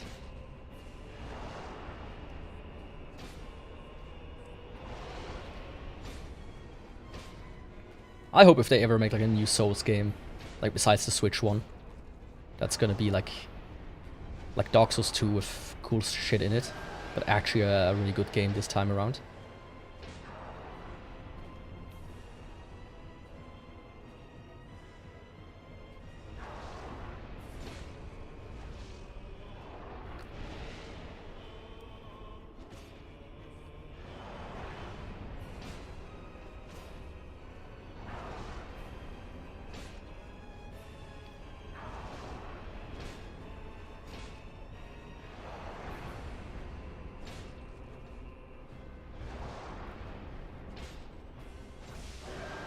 Okay, this is much better pattern.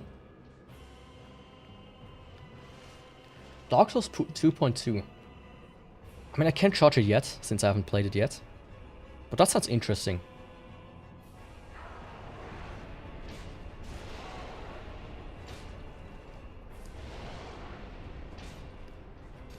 But they still haven't brought back the power stancing, didn't they?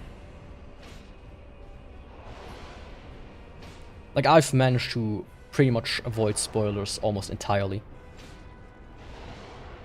Like, I got spoiled for the final boss, of course, because why wouldn't you?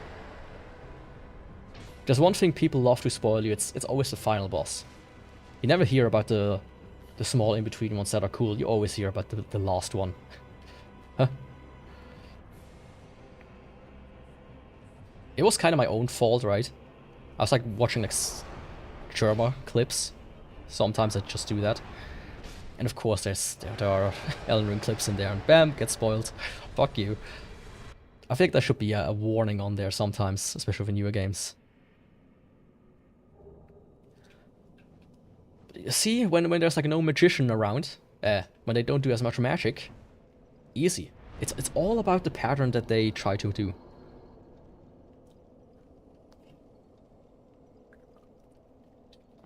Oh, you can power stand some weapons. That's cool. Oh, I'm looking forward to that game. I really do. And as I said, I will... Like, there's like a good vacation spot coming up. I will take some days off there and I will just play the game from morning when I wake up till evening when I go to sleep. Mostly. Maybe I will take like breaks in between, but I'm easily gonna do like 2, 3, 6 hour streams back to back if everything works out. Even though I'm not the biggest fan of long streams. You know, do as I say, not as I do. That's always the way to handle things. In it. Okay, let's use some souls. Oh, that's cool. You can basically become Miyamoto Musashi. In that case. I can highly recommend, by the way, watching the Samurai Trilogy. Those were fun. That was a fun movie. Series.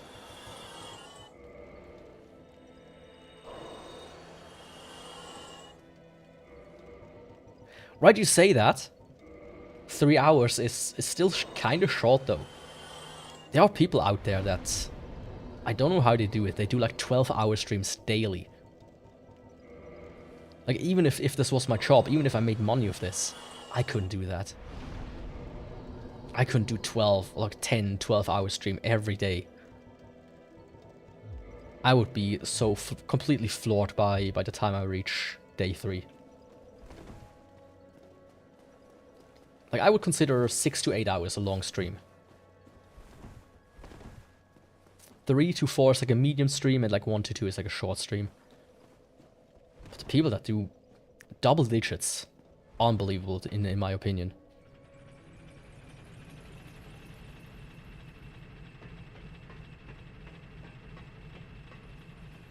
That when you reach 25 years of age, you probably shouldn't do the same thing for more than 2 hours without a pause. Yeah. I mean, in general, there are things I just can no longer do the same way as I did them as a kid. As a kid, I would like regularly stay up for like way past 3 AM or whatnot. I would sleep like 2 hours and then wake up the next morning and be like, oh yeah, no problem. These days I feel completely broken if I don't go to sleep before midnight. Get my like 7 to 8 hours in, or more even. Or like binging shows. I used to as a kid, quote unquote kid, you know, like teenager and early adult. I used to be able to binge watch shows from like morning till evening. I vaguely remember there was like one summer vacation where in like 1 week I binged like, what, 20, 30 shows in one go. On top of watching like the current, whatever season, like anime season that was going on, which is like another 20 shows. Like, or like 20 episodes per week. These days I can barely manage to go past 3 or so, or 6. That's like almost like my upper limit, like 2 hours or so. Each night, so my great stuff, yeah. I mean, I used to put like stuff on my phone and watch until like 2, 3 in the morning, and the next day I was like tired as fuck. But I'm still somewhat fond of that. What I'm currently doing is I have like a walking pad here in front of my TV, and I always watch like 2, 3 episodes while I walk, which is about 6 to 7 kilometers. So I can at least combine it with something productive.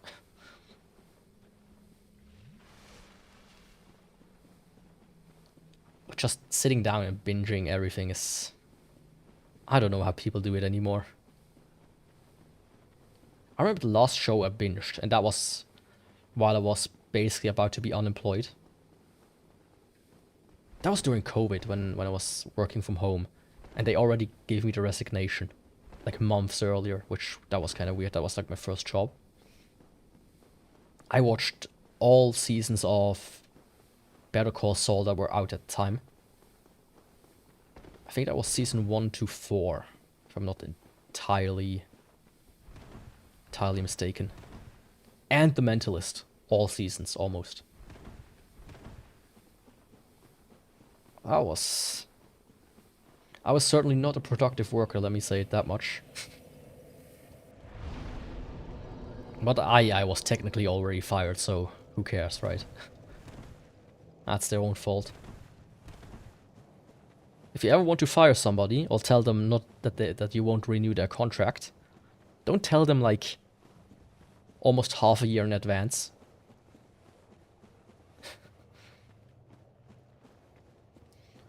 I am fine now, yeah. I mean,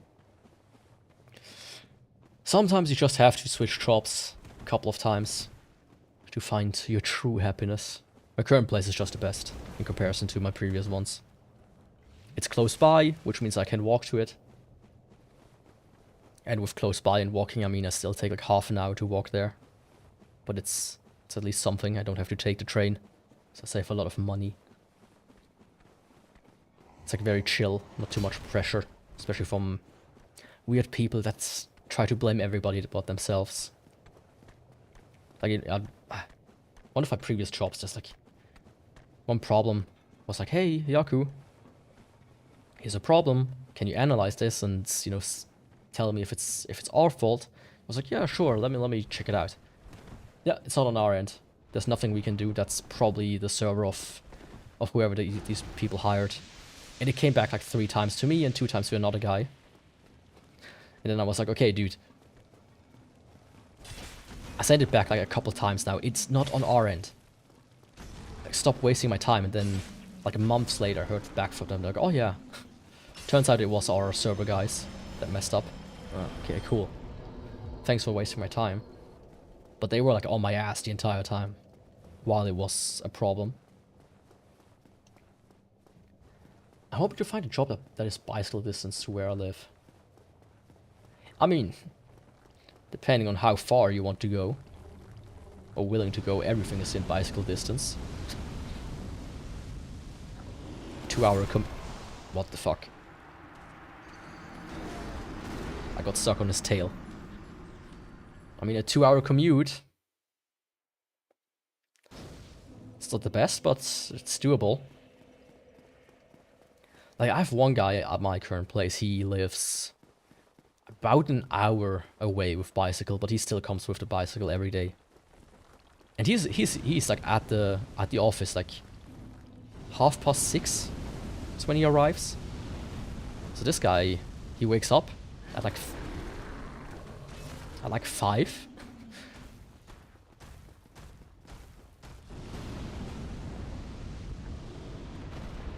Did I say something about my mom?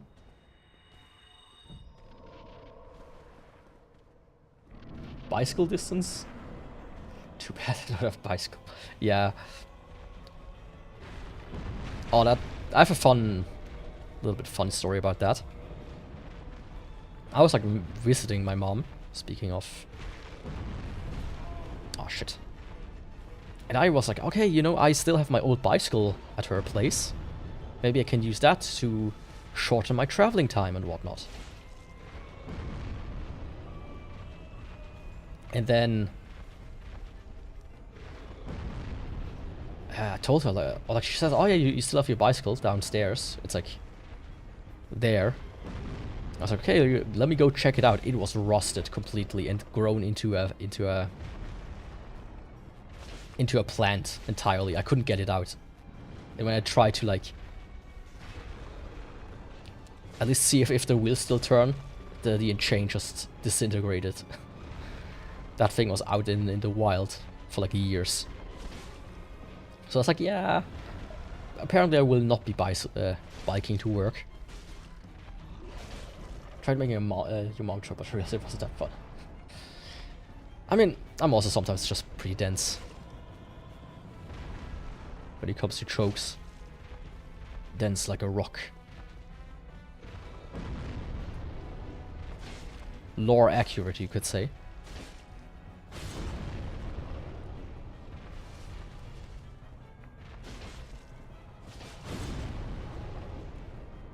I just realized I didn't do the straight even yet.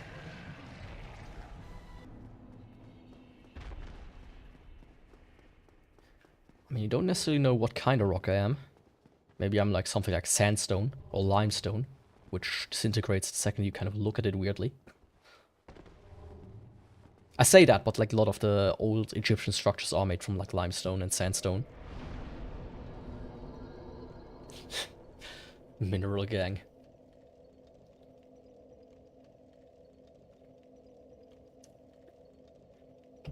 They're not rocks, Marie, they're minerals. Hank Schrader approved.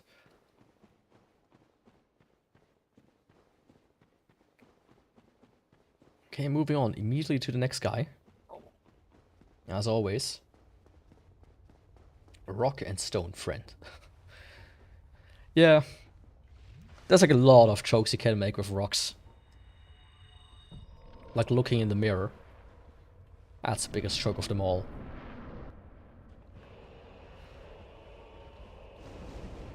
I thought if I ever need art tags, if for some reason somebody wants to make not safe for work art, you could just say hashtag rock hard with a T instead of a D. Even though the D is included, let's be honest here.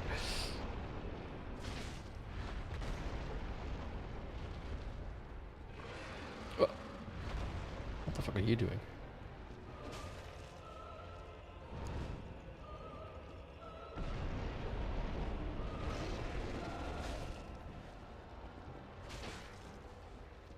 I saw that you wrote something.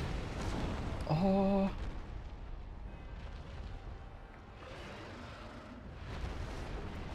This week ago decided to leave all of her friends except one because of her.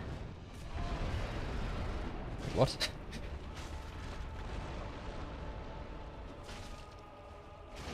Let me maybe not skim it.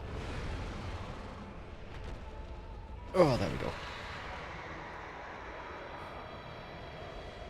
This week, a girl decided to leave all of her friends except one. Because of her. Because of the one friend or because of herself? I mean, I sometimes hear how friendship between women is just convenience will break apart immediately at the slightest difference. Both, I guess. Nah, yeah, dude, it's always everybody else that's at fault, never you yourself. That's a valuable lesson you need to learn. And now comes the bed of chaos. Ooh, that's gonna be fun.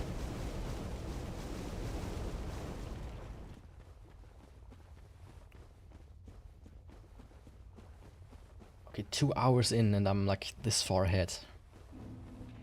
I think it's gonna be a sub 4 hour run.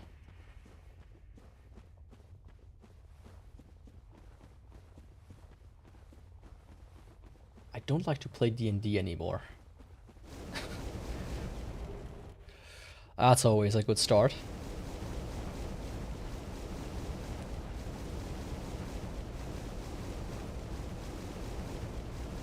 Oh man. It's so ugly here. And just because girl B got divorced and became the absolute trashiest person on the planet.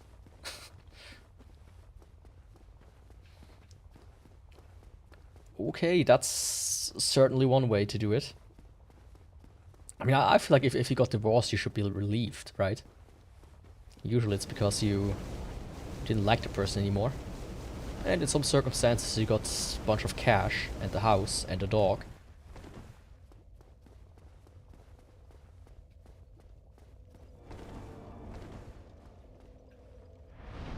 Okay, that's strange.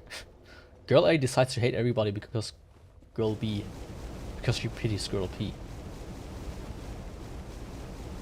That's kinda straight. Like, why would you do that?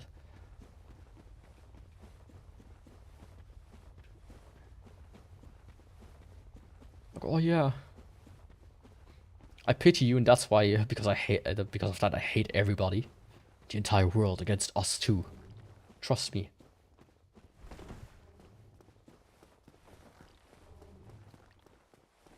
Yeah, that seems like the wrong move. I mean, if girl A came to me, I could have told her, hey,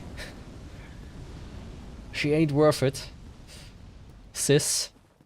Sure, she's a queen and she slays, but maybe not that much.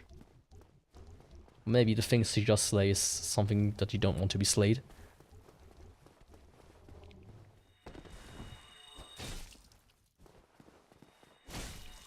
Yes, queen slay, just like this one here. She got slayed.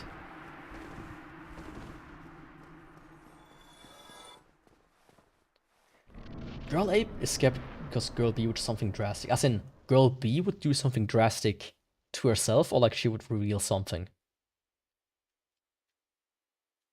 Like, because if it's to herself, like, you know, I get you don't want to get people to herself, okay.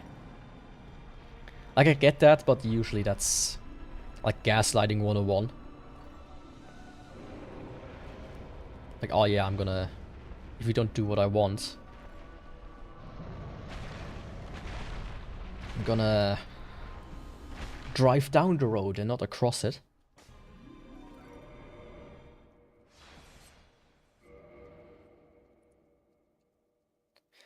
I thankfully don't have any people in my group of friends that would do something like that.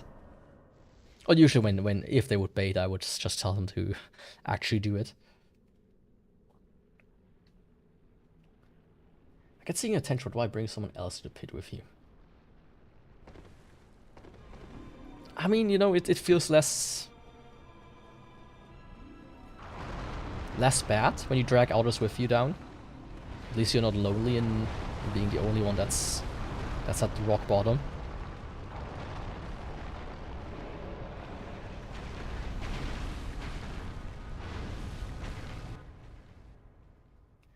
Both angry and bad for girl A. Yeah, I mean, you can also pity her, but it's like, it's kind of her own fault, I would say.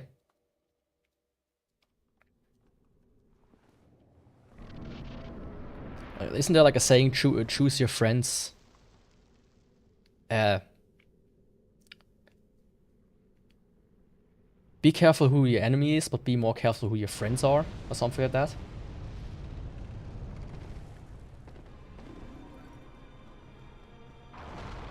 I'm sure you're low. Oh, that's not a good one. But in the moment, it does feel good.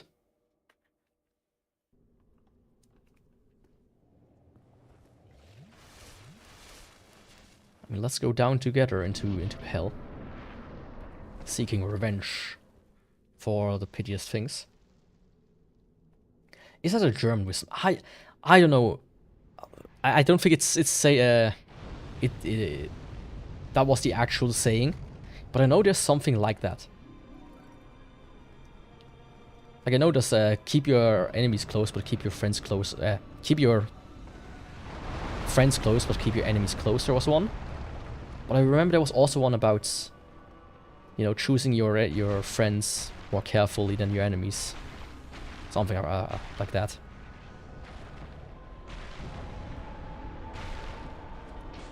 I mean, there are a lot of saying about friends and enemies, I would say. What I'm trying to say here is, be careful who your friends are, because they are not always trying to be friendly.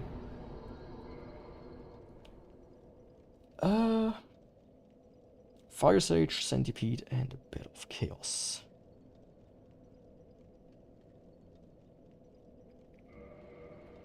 Let's do Stray Demon next.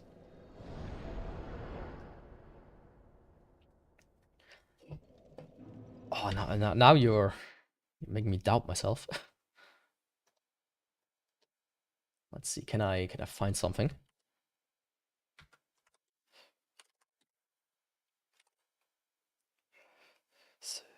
Saying about choosing friends.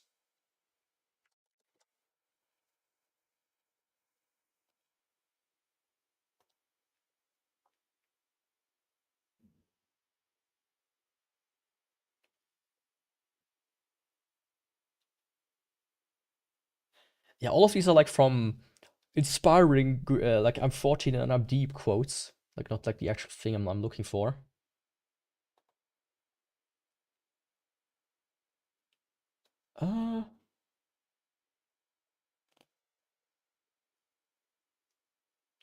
I mean, in a way, you are the company you keep. I think that's probably the closest to what I'm looking for.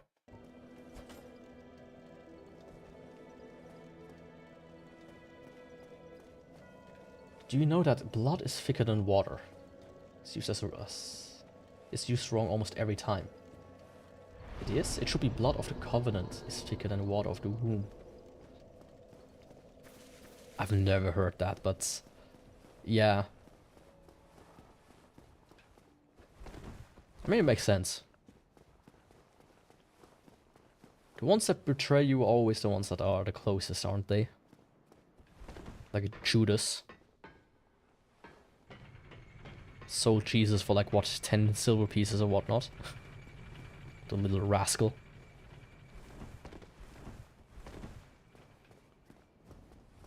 Honestly, I love like quotes in general. Because you can just make shit up. And people will not bat an eye, right? Oh yeah. Sometimes you just need to kill yourself. Quote by Steve Jobs. Whatnot. People are gonna think, oh yeah, this guy, he was quite an inspiring dude. My favorite quote.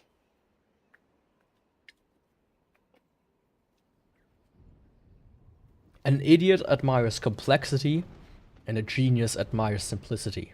By Terry A. Davis. 100%. Of course, it goes a bit more further and includes the N-word at some point, I think, but the basic form is it's pretty true.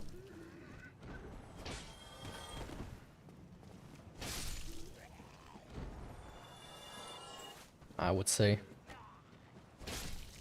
Honestly, that dude, he had quite a few wisdoms that every programmer should take to heart. I discovered that Steve Jobs' cancer was treatable, but he decided to treat it with fruit diets and died. Yeah. Like, all of these people that are supposedly smart, they kind of fall for this shit. At least often enough. Like, oh yeah, you just need to become breatharian and get all your energy from the sun, and your cancer will heal yourself. Like, a lot of people in times like this, they get desperate and try to, you know, do the weirdest treatments.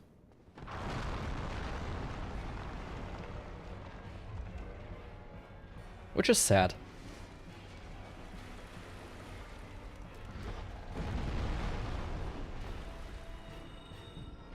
Wait a second. I love you don't have to live life on negative parts, no matter how bad they are, as they're just thoughts. By the odd ones out. Oh man, that's a name I haven't heard in a long time.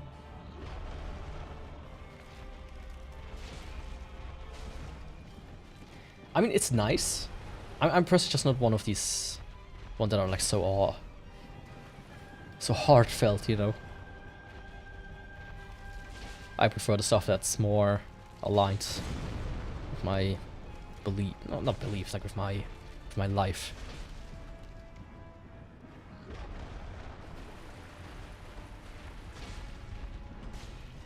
Oh. I mean, there's always the funny one. To know who rules you, see who you can't criticize or something like that. It's like, oh yeah, the cancer patients. Those darn people. Okay, there we go. That was simple enough. feel like this one is weaker than the Fire Sage. Just by like a smidgen. Huh. Yeah, maybe don't use 99 Humanity Yaku. That would be very helpful. In case you die, once again.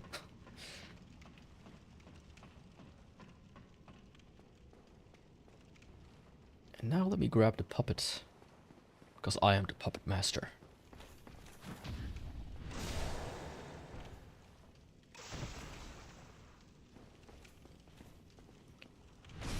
I mean, another favorite quote, which it's not like an inspirational quote, but it's a funny quote, is the cabal of things that King Cobra JFF wants in a girl. Alive, non-related, consenting, cisgendered.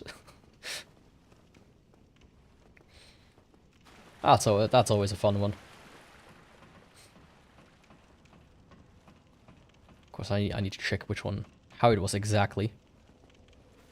The difference between the common man and the warrior is that every day the common man experiences miracles and misfortune, while the warrior sees anything as a challenge. There are no good or bad challenges, just challenges. I mean, that's good, but I feel like quotes need to be shorter, right? I feel like that's almost too long to be memorable. At least in my opinion. Let me do the Honor Londo bosses next.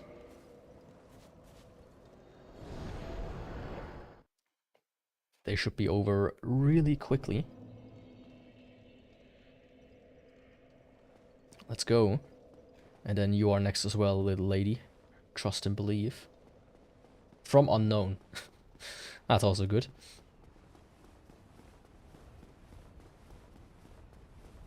Who said it? We don't know. Somebody.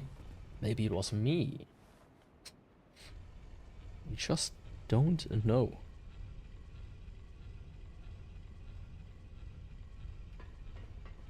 Ah, fuck. I missed a jump. I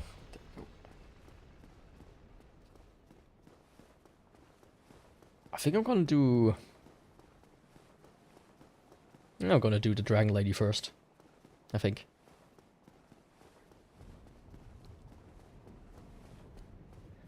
Yeah, I think that's more like it. No one is perfect, and that's perfectly fine.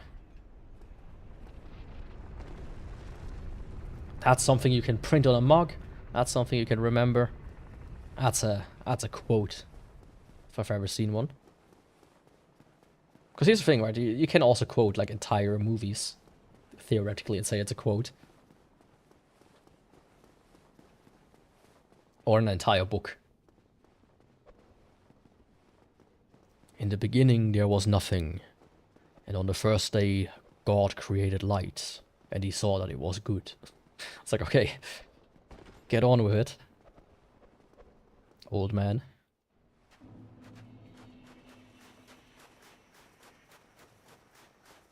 But I do find it funny when some people attribute quotes to wrong people, as I said previously. That's always funny.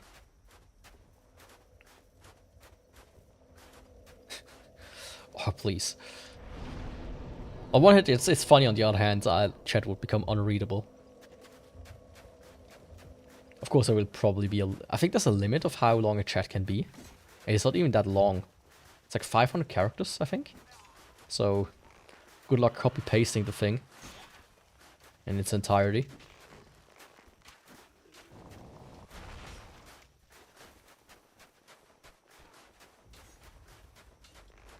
Wasn't there a dude who read like the entire thing on YouTube? It's like a 12-hour video or something.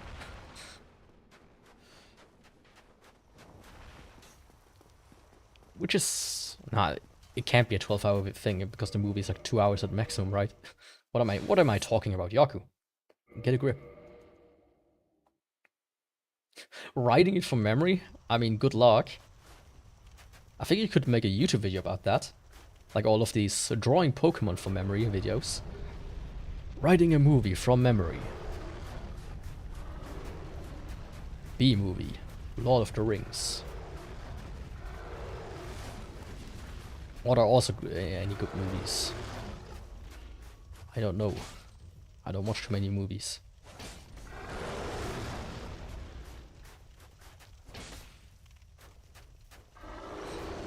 I really should sit down and watch more movies again. There just aren't that many that interest me.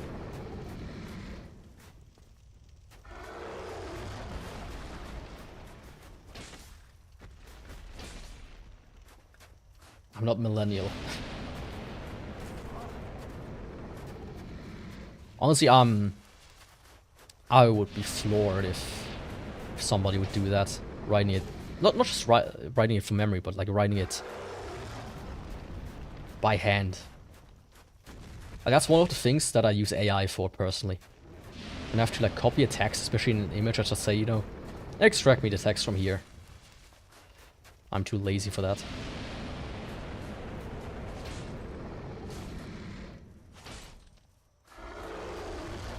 You know, like the people on Twitter, that's like the thing I hate. When I see that, I'm like, are you this lazy? When they go at Grok, can you explain this in like 5 words? Or like, can you give me the context? Can you do all the work for me, please? Dear AI. And half the time when you like see the reply of Grok, it's like wrong as well, which is even funnier. The animation is 10 out of 10, but the story is rushed. Huntrix the K-pop Hunters. What the fuck is that? I mean, it looks like a cool movie. I give it that, but I probably wouldn't watch it. It looks a bit creepy. That's what I'm saying. It is a tool and should be used like one. Right? It's like a hammer. Sure, you can open a can of beans with a hammer, but you shouldn't. Or you shouldn't expect your hammer to automatically build your house, like some people do with AI.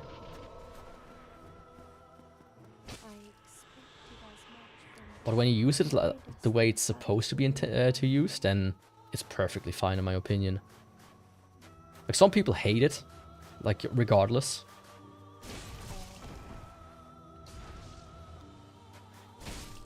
Like, when I got like my background done and whatnot, some of the artists I contact with like reference, I'm like, hey, I've AI generated a few things here that kinda approximate what I want. They didn't even want to accept the commission because I gave them like AI references. It's like, come on. Even in art, people don't realize that asking AI to draw something is good if you need reference. Yeah, like right when it like came out, there was one guy who basically said, I'm using AI to see if the color kind of works out. To get like to do like very quick iterative color matching, right? And for that it's really good. For stuff like that, at least. I mean, my name, Yaku Royal Runeborn, same thing. I just told it, hey, generate me 100 names with like this kind of idea behind it. And then I said, okay, these 10 I like, these 10 I really hate. Based on that information, generate me like 100 more. And so I could slowly get like a good feel of what sounds good and what didn't sound good. And that's how I came to my current name. Just like caveman when it comes to groundbreaking technologies. I don't think it will necessarily like wither away.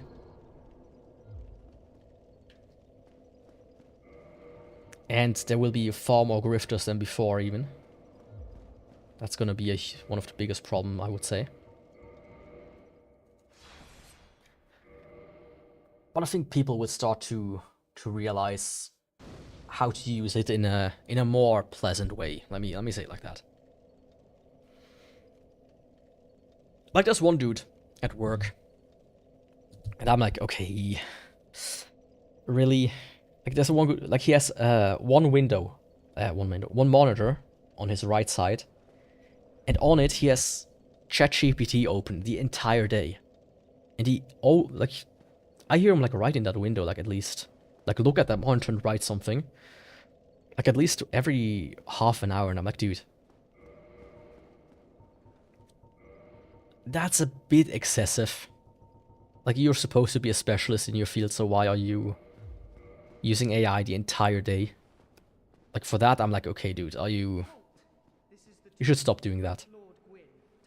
But if I use it once in a while when I just need to, like, have something done really quick, which I could do on my own, but I'm, like, too lazy to do it. Like, in the same time, it sometimes takes me to look something up, like, okay, how do I do this in SQL or whatnot? I can just tell AI to do the entire query for me. Because why not?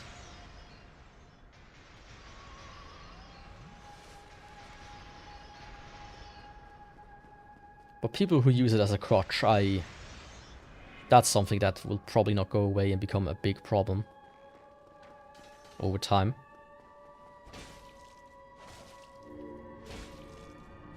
Hell yeah.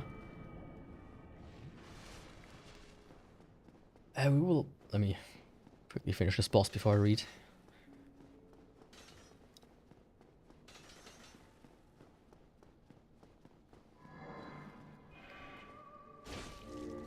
Ah, that was a quick one. We will have a battle between people with AI partners and people who use the word flanker. I mean, there are already people who are like very dependent on AI partners, which kind of scary. Not gonna lie, for real, no cap. Oh, heritage, swathed in dark, an eternal curse upon Yeah. There were times I did that. Because I was just weak and very new to the game. But it happens rarely these days. Or never. Maybe once I do a crossbow run, then it will happen. But other than that, no. Not in a long while. People with AI, yeah, I've read that one.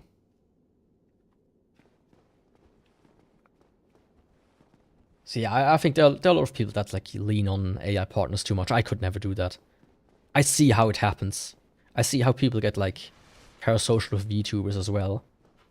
I can see how you fall into that, but I personally, I couldn't do it. I can stick to reality good enough. Is he a programmer? Programming is like incredibly frustrating, I've been told. He's not a programmer.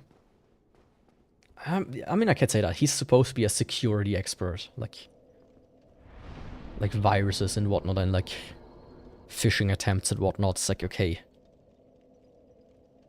Oh, help. Move my microphone. So actually something you shouldn't use AI for, because you should actually have like an understanding of this shit. Which is a bit concerning that this is like one of our security experts in the company. Somebody that uses AI extensively. Not a big fan of that.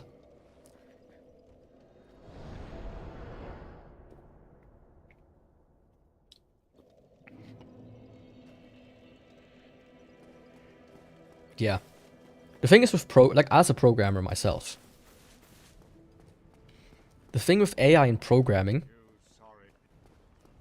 Yeah, you sorry chosen, you sorry fool, whatnot. The big problem with programming and AI is it is not good at making consistent code. Everything that's made with AI is like very glued together and whatnot. And if you don't know how to code, you cannot spot the tiny mistakes it makes sometimes. I think Linus Tech Tips is gonna do a challenge very soon, or like release a video very soon. He talked about this in his podcast. Maybe it's already out. I don't know. I don't really watch his channel too much these days. Where he does like the whole vibe coding thing. And tries to make an application, and I think to somebody who's not a programmer, he said it best in his podcast, where it's essentially, yeah, you can like take a small snippet of code, tell the AI, hey, fix this, and it will give you a piece of code that's like 10 times as long. And it still won't work. And non-programmers just don't get that. They cannot fix that, and that will be a huge problem in like 5 to 10 years, I would say. Where all of these codes are out there in the wild, in actual productive environments, and there will be one bug, but nobody to fix them except like people like me. That will become rare and rare and rare, who actually, you know how to code, and not just use AI. Oh, come on. I actually pressed the button. Why didn't you work, game? In a way, good opportunity for me, but also very concerning. That is going to be very, very concerning. Like, if you already hate now how sometimes websites have bugs, just you wait until your banking websites are written in AI and have like a huge problem that just gives somebody all of your money and you can't revert it. I'm not looking forward to that. I'm really not. But other than that, like for like small stuff, when I'm like, hey, I need like a little script that does this for me, I also use it, because when it's a small script that is like 10, 20 lines long, I can read to the entire thing and have no problem understanding what it's doing. And that way I can actually use it as a good tool to just get some things done quickly. Actually, let me activate this and get rid of it again.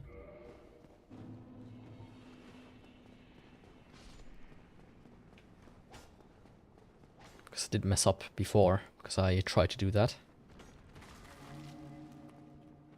And then I'm gonna defeat, or at least try to fight, the hardest boss in the game.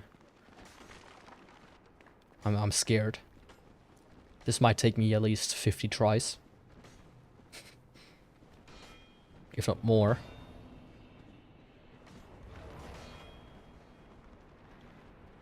I think if you don't know about this skip here, then it's probably much harder to get to the boss than actually fighting him. Nido? No. Nido is easy. I'm talking about the true hardest boss in the entire Souls series. That's right, Pinwheel. The one and only. Just the destroyer of hundreds of runs. Even speedrunners and pros tremble at him.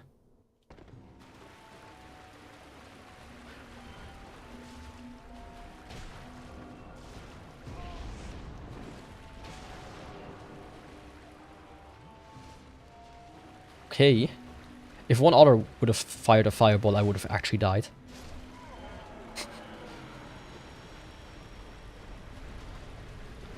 Alright. Right, yeah, it is free, right, isn't it?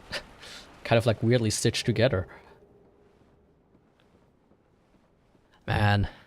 What were they thinking of when they designed this guy? It's basically like a child that tries to get into an adult movie. 3 children stacked on top of each other in a cloak. You know?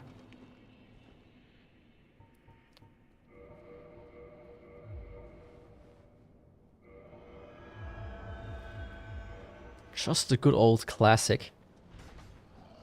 1 ticket to Massacre of the Dead, please.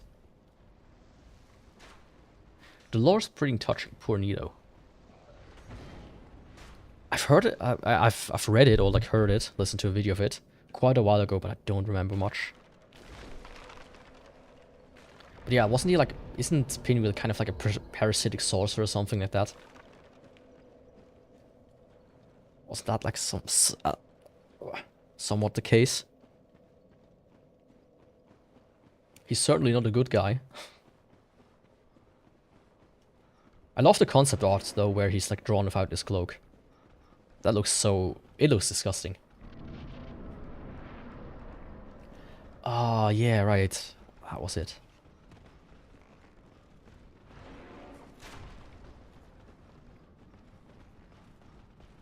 I mean, if you want to reunite with his family, then Just doesn't happen in the Dark Souls world now, does it?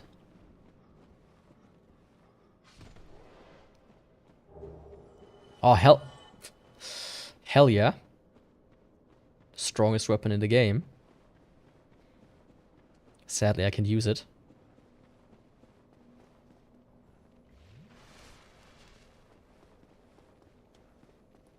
I mean, you say he made a mistake, but maybe it was intentional.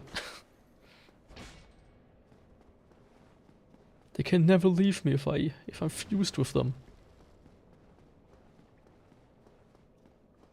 They were alive in one being, but not alive enough. Yeah, that's quite the mistake. Like imagine like that like 5 to 10 minutes it takes for the freshly revived person to realize what happened. So, oh, I'm alive again. Wait a second. Why can I not move my legs?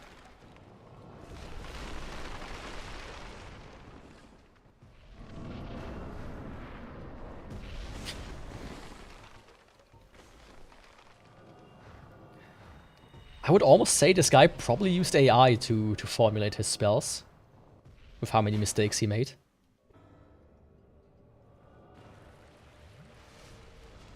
Like, there's no way this dude should make this many mistakes because he was a sorcerer. Usually they're supposed to be smart. Ah, fuck. So I guess this was one of the weapons that you cannot block and avoid the thing.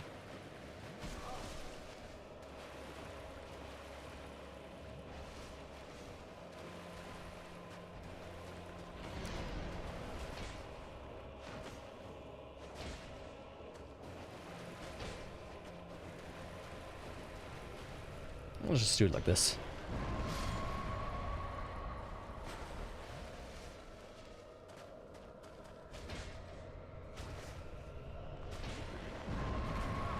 What? Didn't realize he has like 2 ways to do it.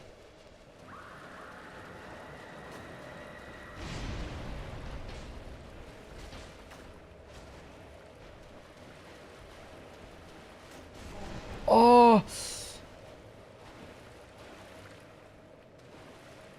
Fuck! I thought maybe I could do it. Ah. Okay. Fuck me. Well, he went really far for it, but he clearly wasn't the brightest. For the second one, well, he was 1/3 a child and fused with the woman, so not easier. Yeah. I'm gonna take a very quick pee break, and then I will kill Benito in one shot. Trust me on that one. So see you in a second. Just need to mute myself real quick.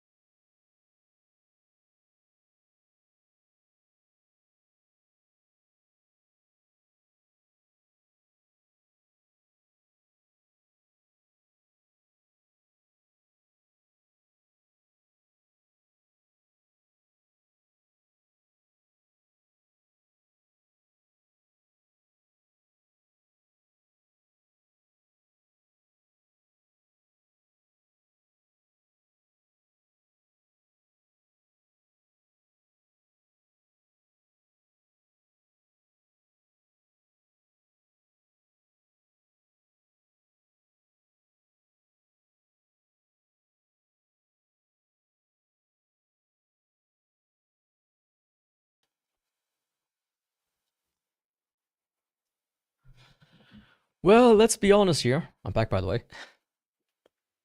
He still deserved it. I mean, the beautiful sometimes have to eradicate the ugly, so that they can shine more beautifully.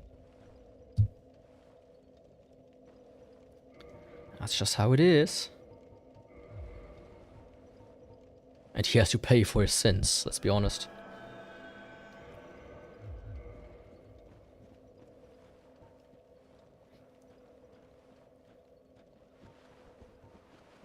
But we can also say that he is the aggressor. He's the one who attacks me, not the other way around. If he would have just let me through, I wouldn't even bother to kill him, you know. You didn't like him, the church didn't, and certainly he didn't. Oh, I hate him. I mean, I do like his masks, especially the mask of the child. You could say I like him for that, so if he doesn't want to hand it over, he does need to die, sadly. Look how cool it looks.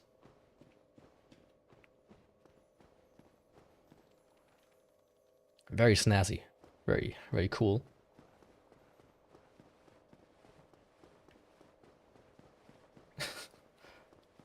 I mean, let me say it like this. If you build your house on the road, you can't complain when somebody crashes through it with a car. That's kind of his own fault for taking a route in the middle of the street.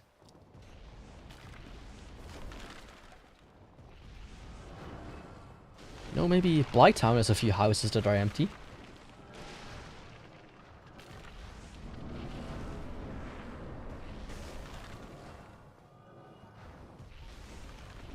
You know, and I am thankful for that, because his masks are cool. Still, if I can, find somebody who can, like, mod Dark Souls and do, like, model swaps, I want somebody to switch out the mask for my own head.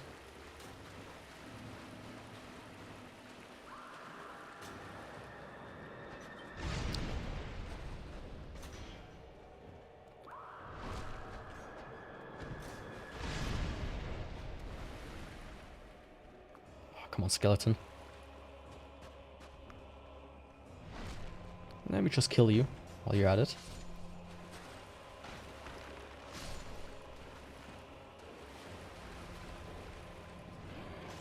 Oh, really?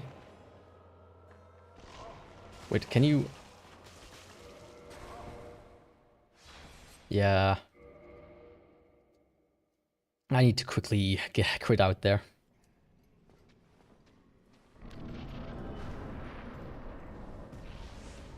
I wouldn't have survived that with Power Win. Okay, try number 3. And I forgot to activate Power Win, so...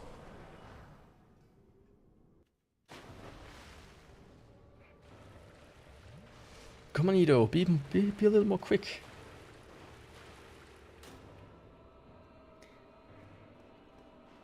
Yeah, I mean, that's Patches, you know, I think he probably went through the house while he was gone, like getting some milk or whatnot.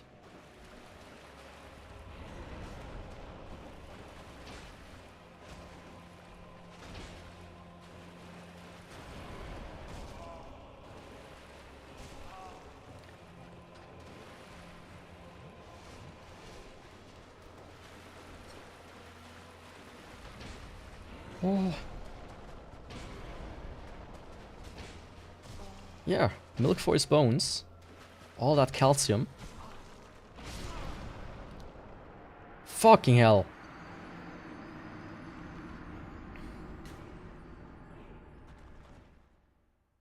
Really now? Is Pharos. Is that the stones? To get like rid of people? Or like to unstone them?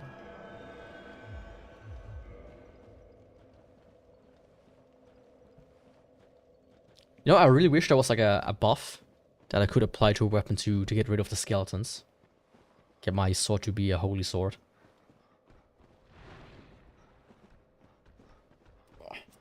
First, there's so much loss, you still don't know who is or she. It's 25. I mean, Pharaoh sounds pretty male to me. Like Pharaoh. I really have to like look up the lore again. About all the games really. But it's just so much at this point. It's like, oh man, you want to listen to Dark Souls lore for like 10 hours? Let's go. In the Court of the Rat King. Yeah, Fairstone, yeah, that's what I remember. And like the branch of Yor, what it was called. That was the one to get rid of stone people. Fairstone was like these weird doors, right? I'll have to look into it again. Maybe I even get a bit more curious to play Dark Souls 2 again. Who knows? Probably not. Especially in this economy. So little time.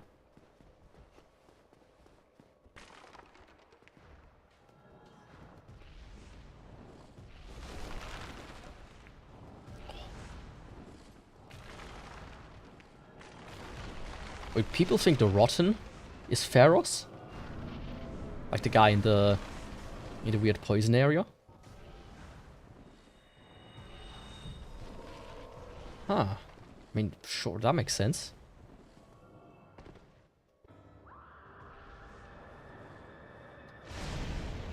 Of course.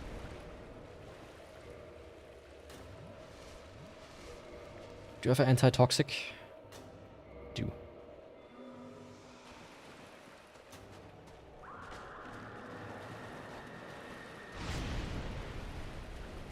Come on, skeletons.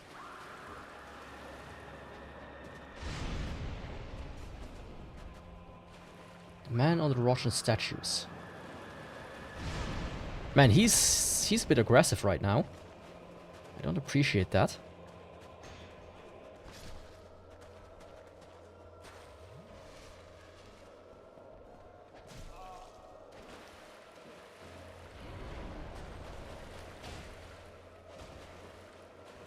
Don't explode your leg so much, Nido.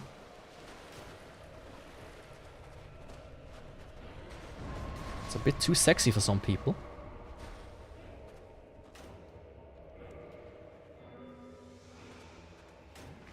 There you go. Fully healed up again.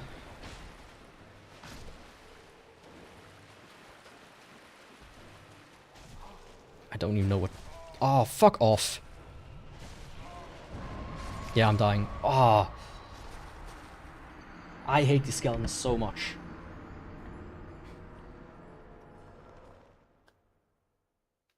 I do know that. I tried that earlier, but it doesn't work with the sword, sadly. I did try that. I know you can do it with like the Hellbeard as an example. Nidos is annoying me right now.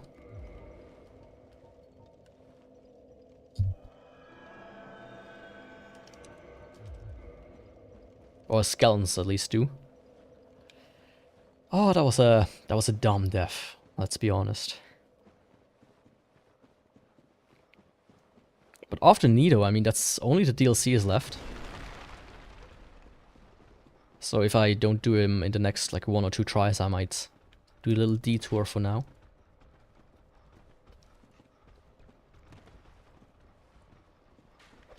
I mean, one of the reasons why I don't like the Nido fight is that you have to drop down and take damage.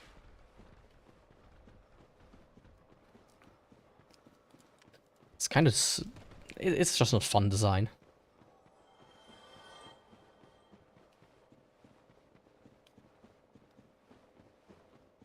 The robots? There are robots in Dark Souls 2? Man, I really don't remember much about this game as it seems. What do you mean the doors?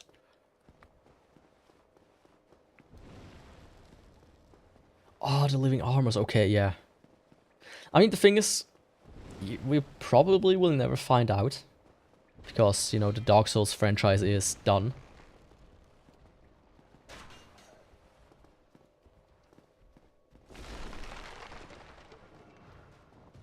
Maybe you can just have a headcanon. That's like the best you can get. Or maybe Miyazaki or whoever wrote like the story of Dark Souls 2 could do like a Yoko Taro and make like a theater piece or whatnot. A stage play. Man, what a guy. Oh yeah, let's just do a musical that plays like in one theater and that's it. If you missed it, you missed a critical piece of lore.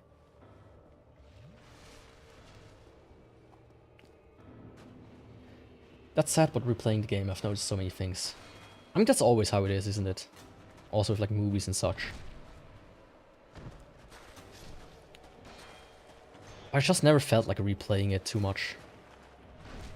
As I said, every time I tried, I gave up when I reached the chariot boss.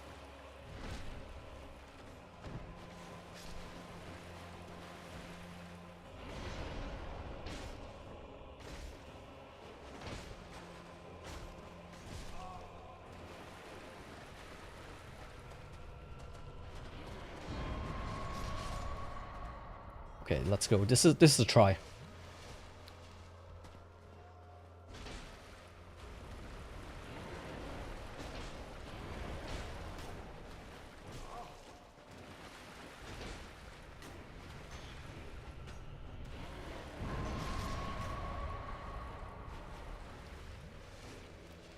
I'm feeling good about this one.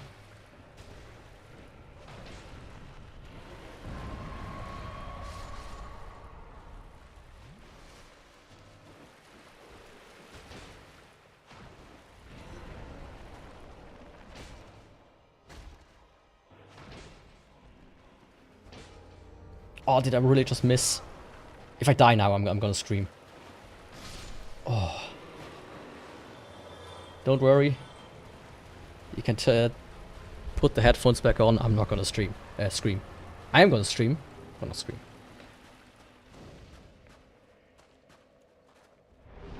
Like the Red King always had a giant rat looking in front of the entrance. I mean, there are a lot of like rats in that room, aren't there? It feels good to play older games from time to time. You tell this to the guy who almost exclusively plays older games.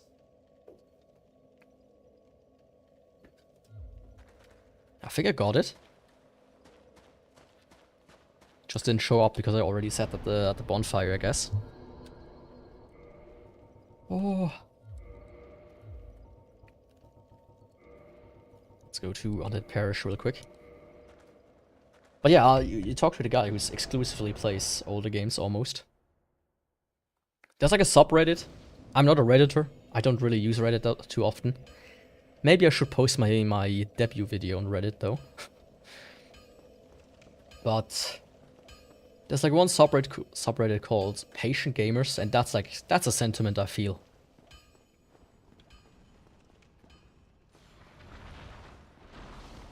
You know. These days I just rarely buy new games and play them. Because my backlog is just so huge. I have like hundreds of games of Steam, hundreds of games in my shelf for various consoles. But yeah. Oh, Lord Soul, not Nido Soul. I mean, all of them are called Lord Soul, because they are the four lords. Ah.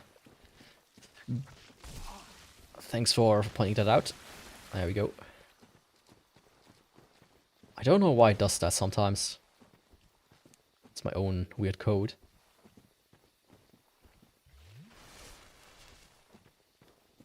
Ah, they're fucking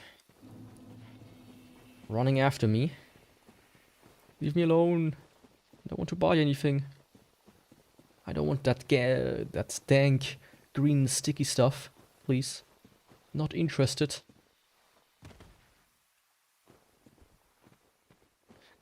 Yeah, that's what happened. It's not my own shank that did this. I mean, they're called Bequeathed Lord Soul Shard, which is Soul of Thief. Bequeathed Lord Soul Shard as well, and Lord Soul, Lord Soul. I guess they wanted to differentiate it from the other souls, which are just called like Sanctuary Guardian Soul. So that the player knows, okay, you cannot use this one. That's just a regular one. But I could have called it like Nido's Lord Soul or whatnot. If you're right in that regard.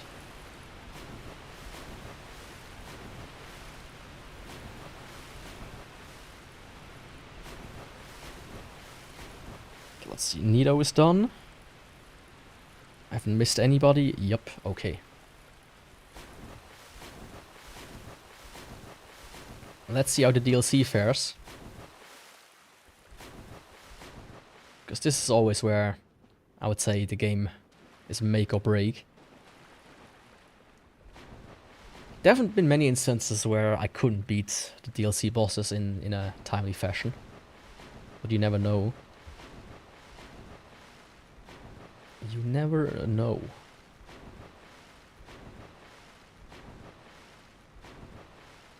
Like, I don't have too much time today, of course. I have like 1.5 hours left before I have a guest for dinner, my dad. So I have to kind of wrap it up by then, which should be possible. But maybe Manus doesn't want to play nice. Or Artorius. I mean, Artorius will play nice. I will make him, if I have to.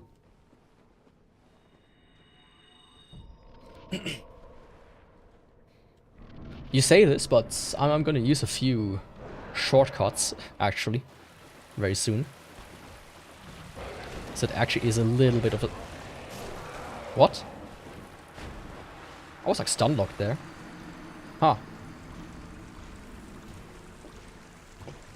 Okay, dude.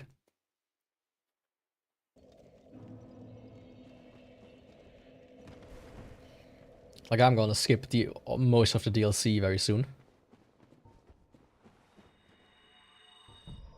Okay, let's try this again, right? Make them be a little bit less dumb and actually dodge his attacks.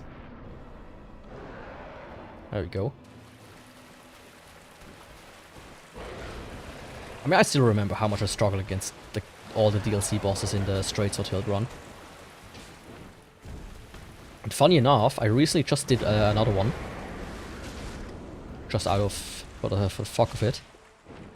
Not that hard. Took me like 4 hours. It's actually insane how I actually improved. Like, I improved a lot since starting this project.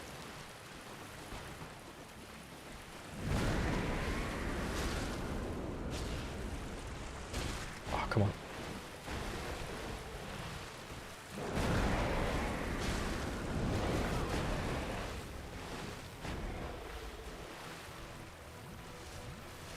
Sometimes he gets stunned. Ugh. Don't fly away. There we go. When are you going to do beating the game blind challenge? Never.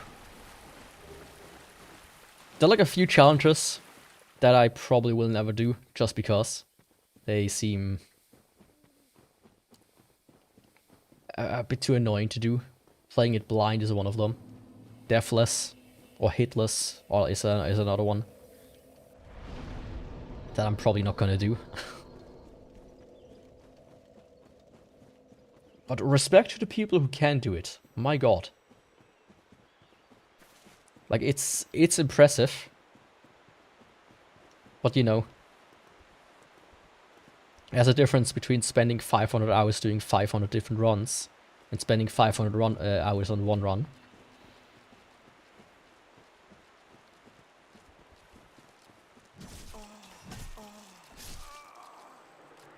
Well, that was a bit embarrassing.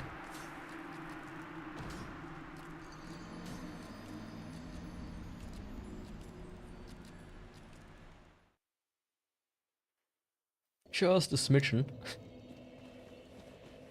There was the human challenge. No level up, no magic, or magic items, no healing except from sitting down. Okay. I did see somebody who, for Dark Souls 1, did the fist only. You can look up the video he did for the Four Kings. If I remember correctly, that is a 3-hour long fight. 3-hour long fight. Like, no thank you. I'm good spending 3 hours on one run, not on one boss. But power to you. Power to you, my friend.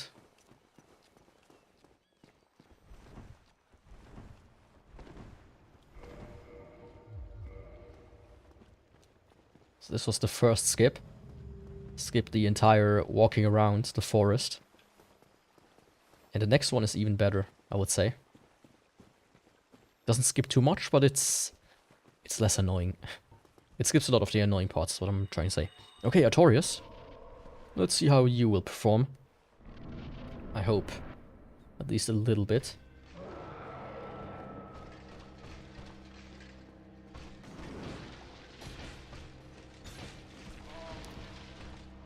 He bitch slapped me.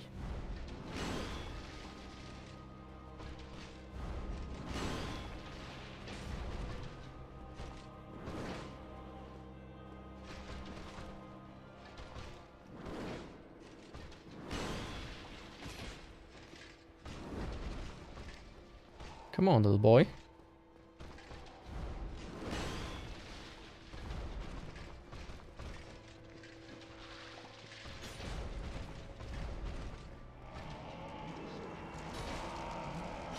Okay, so far so good.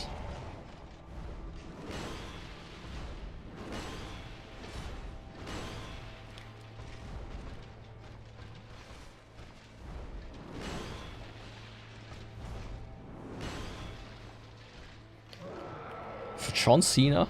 Nah, this is basically Artorias versus Gwyn. At least a cosplay of what Gwyn could be. Oh, come on.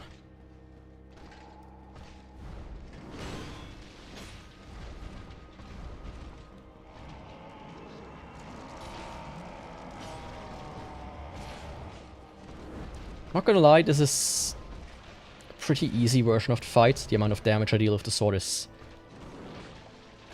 pretty decent. I've definitely had harder fights.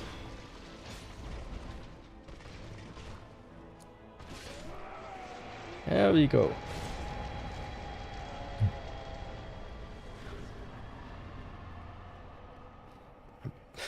Child Gwyn, yeah. Don't talk to me or my son ever again. Artorias.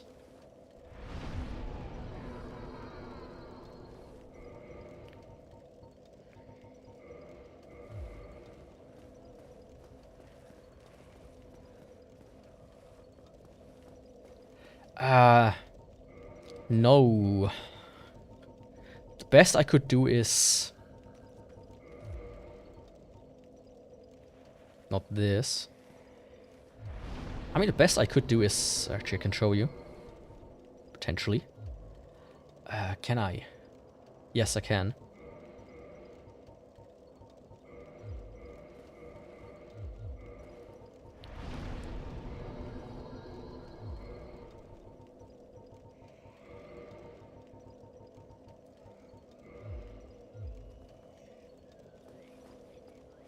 I think this one here was a good spot.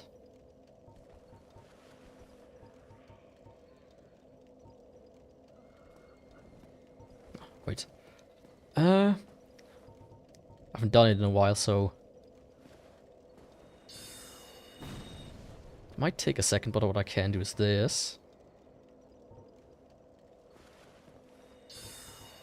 Oh, come on. It's a demonstration effect.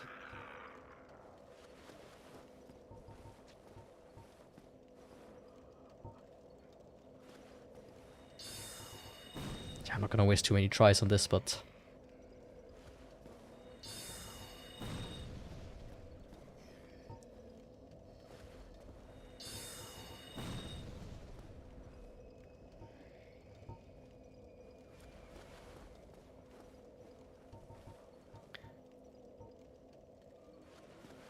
okay, yeah, I'm a struggle. I struggle to do it right now. But I could do this, so I'm trying to say. I did do that before to beat the 4 kings with the bow only. Otherwise, it's just way too annoying. Come on. First, it's actually time to skip all of this upper area here. Sorry guys, but I will have to ignore you.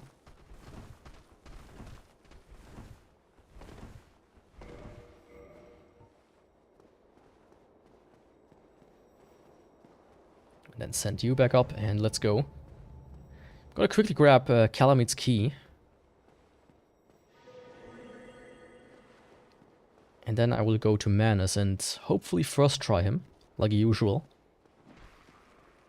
Honestly, Manus, not that hard of a boss once you get used to his patterns. He has like actually huge gaps in his attacks, making him actually easier than Artorias almost, I would say, at times.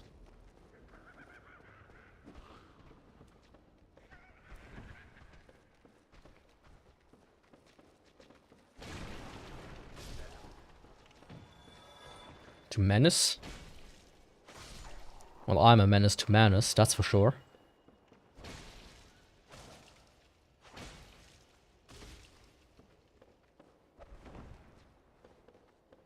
After I'm done with him, he's gonna be Womanus.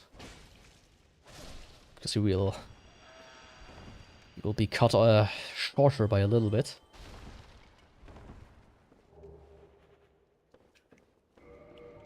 Like, the thing with Manus is he hits hard. He hits really hard. And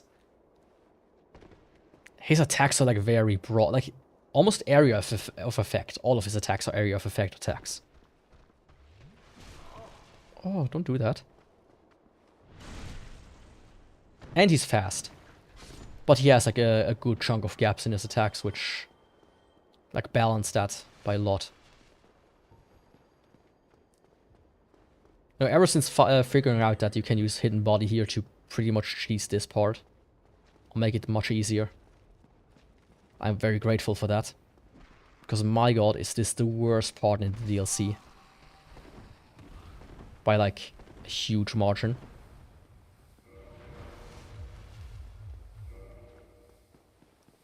I would almost dare to say it's one of the worst parts in the entire game. Not just the DLC. Came to go to through 3 magicians. 2 magicians and like 3-4 of these little fuckers. No thank you. No thank you. But yeah, now it's time for Manus.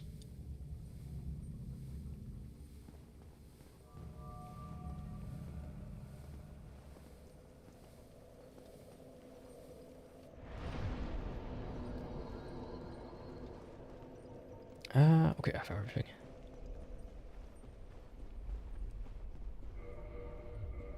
I might even try without the pendant.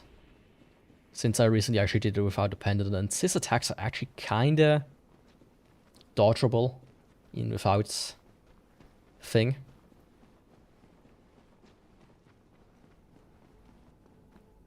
Manus, mayonnaise. Well, let me first consume some mayonnaise. Teach this guy what it means to not be annoying. Like, they put this guy here as an absolute troll. The best part is when he hits you, he laughs, right? So you cannot tell me otherwise that they didn't plan for this guy to actually be the biggest troll in the entire game. There we go. Hello, Manus. His big Manus. Yeah. I love the cheese that exists for him, though. I think that's kind of hilarious. Okay, that damage is pretty decent. Ah.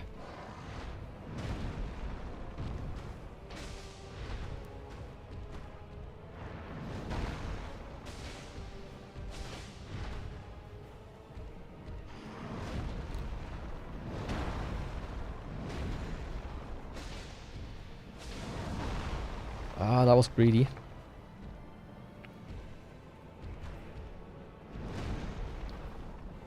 Greed is always what kills.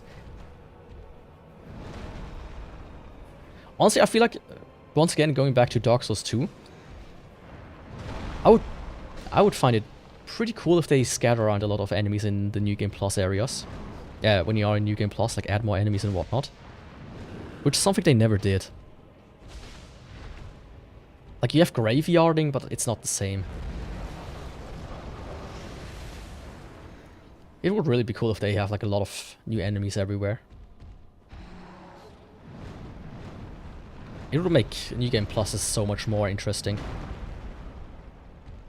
than just straight up, you know, let's give all the enemies a bit more damage. And more health and more defense.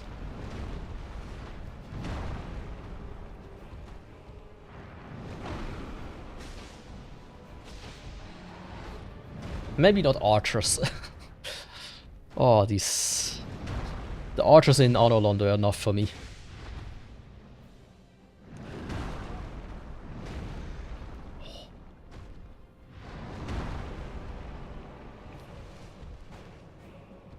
Many more little events, yeah. That's like another. That's one of these cool things they did in Dark Souls 2 that they never repeated anymore. It's like actually cool New Game Plus stuff. Like many games don't do any cool things in New Game Plus, sadly.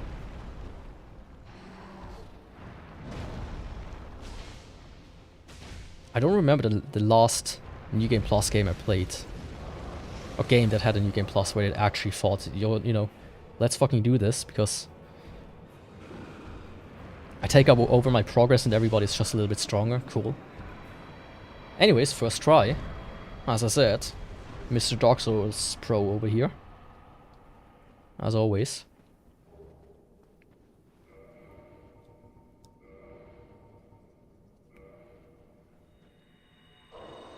Like Freya comes how to kill you. Yeah. Wasn't there like a bug when you actually try to kill her though?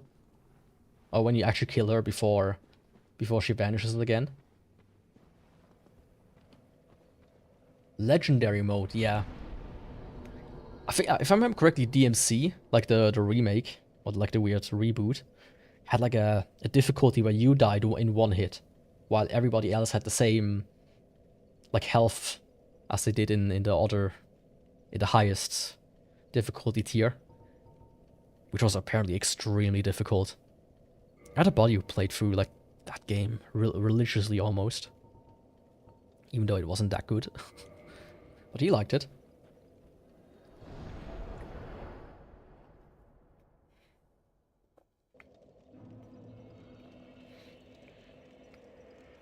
Man, speaking of Jak and Daxter, I only ever played the first game.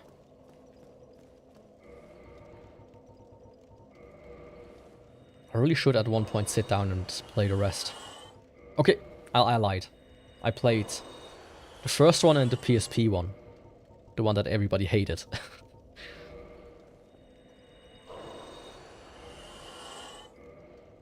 Wasn't there one beyond Hell and Heaven where also the enemies have 1 HP? I thought there was one where you only had 1 HP and the other ones had regular health. Yeah, Hell and Hell, that's the one. I didn't play... Nah, I didn't.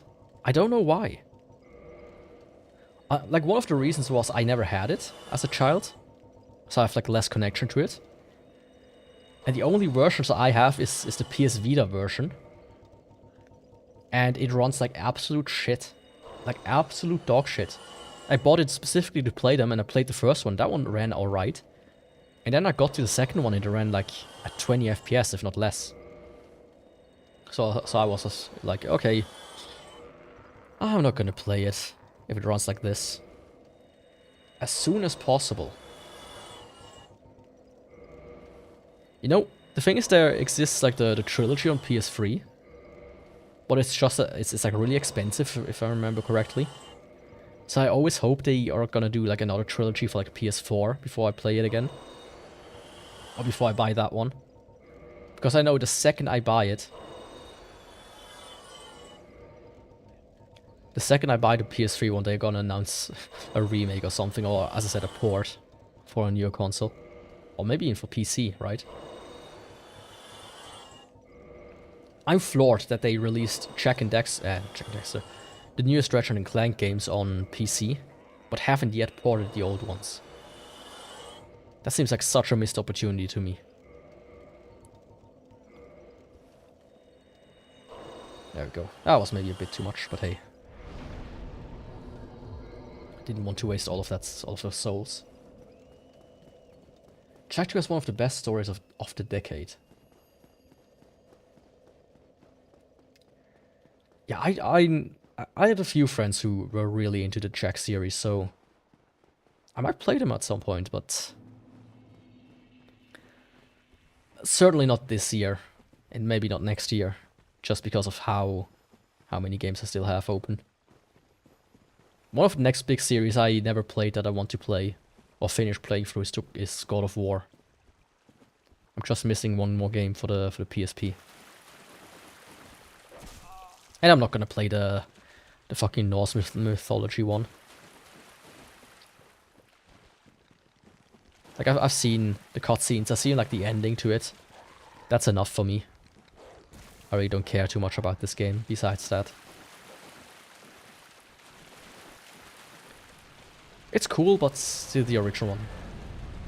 Oh. I was like, what was that sound? It was Calamite. The original one was just more interesting to me.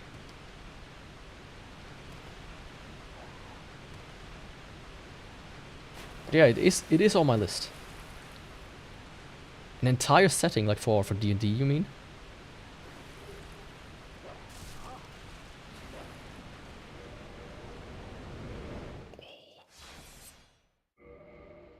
Stupid dogs.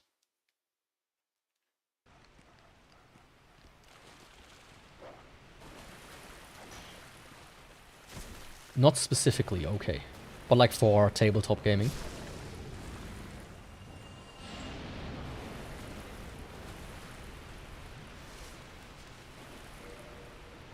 Precursor of the AKKO, it sounds familiar. Ah, okay. I didn't have the bones equipped. That's why.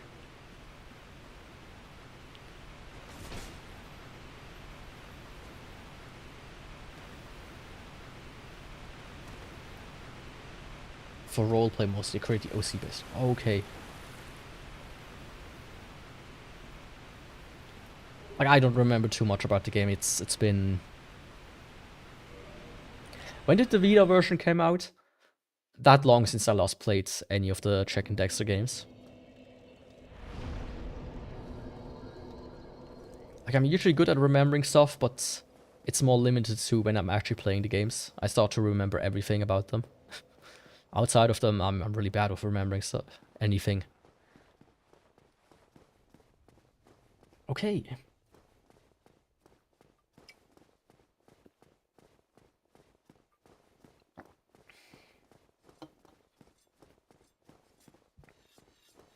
I mean, I will probably not play the PSP one. Because I remember that one being not that good.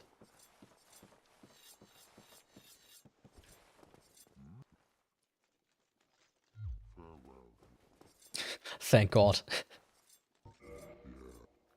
Actually, let's pull up the interwebs real quick. My phone, might as well.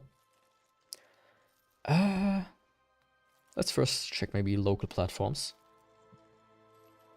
Jack. Dexter. PS3.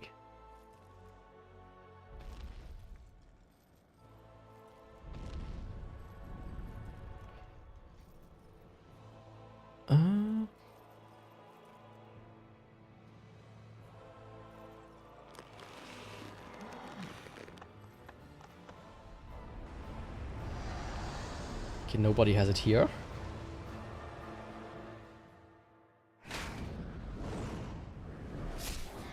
Okay, a solid 100 buckaroos. And another one here wants a solid 80 bucks. Meanwhile, Jack 2 and Jack 3 and Jack 1 on the PlayStation 2 are all 10 each. Yeah. I played by the PS2 once and just emulate it.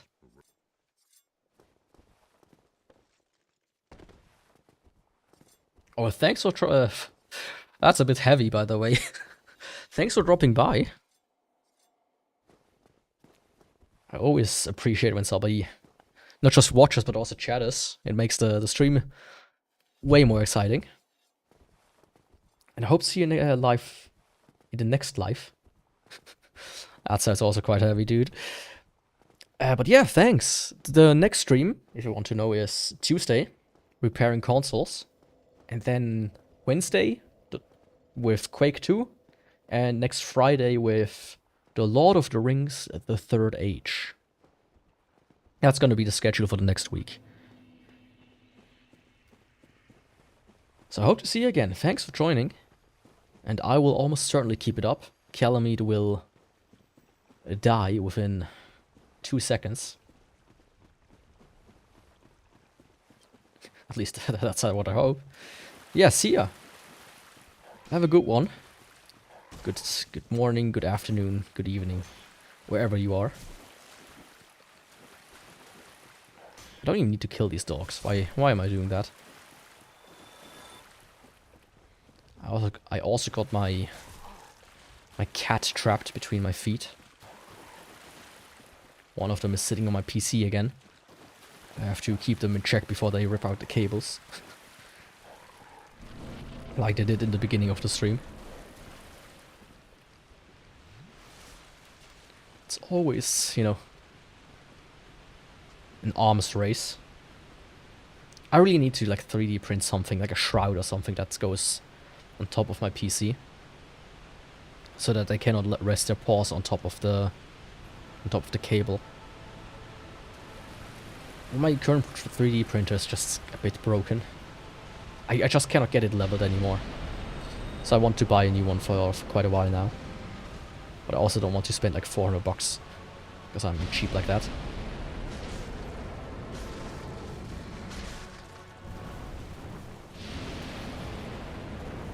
But yeah, this damage... not bad.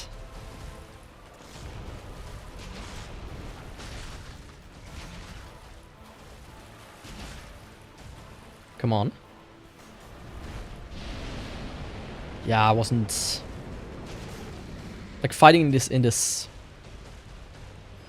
small area. Shit. If I remember correctly, that one-shots me.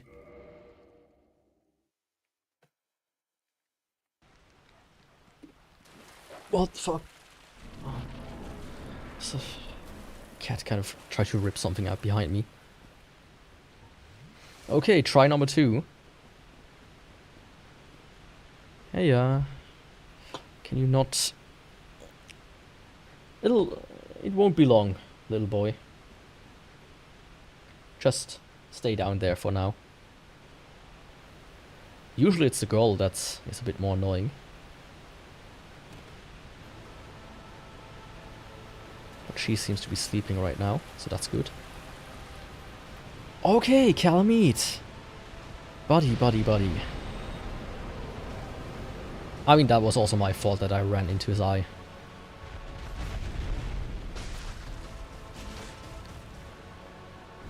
Could have been a bit more predictable that he was gonna do that.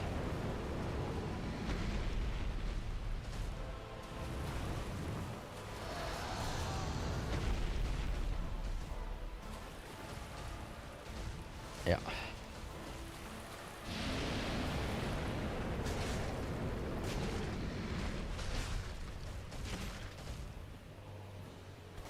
Oh. Yeah. I feel like even though the arena is huge, it's just not designed for this arena. I don't know what they were thinking with him.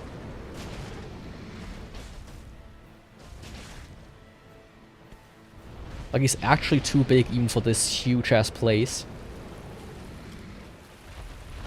It is ridiculous.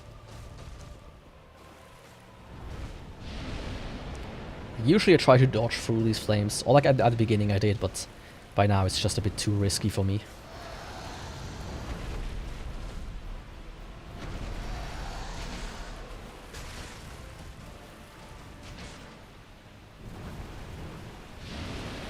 Don't step on the keyboard, please.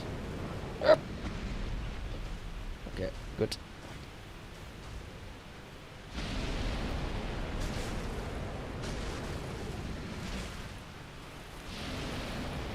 Oh, he's nice this time around. Not even a single glow eye attack so far. And 3 flame attacks instead. I mean, come on, dude. At this point, he just wants to die.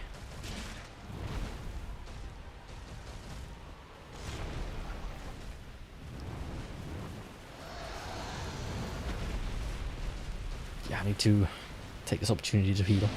Again? Yeah, he really doesn't want to live, doesn't he?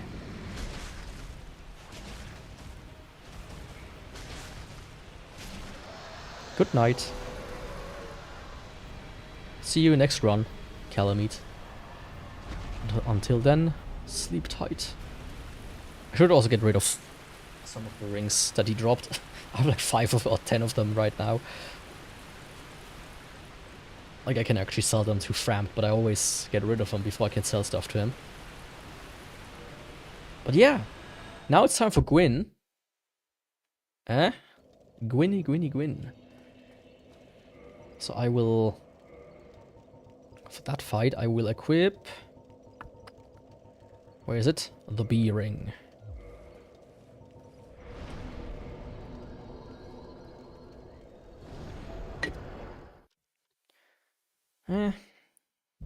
You want to watch up close? At least sit down when you do that. Yeah. Have you ever heard of the saying, sit down, be humble? You need to sit down. So that I can see the screen. Because right now your head is kind of blocking everything. Little boy. Just look there.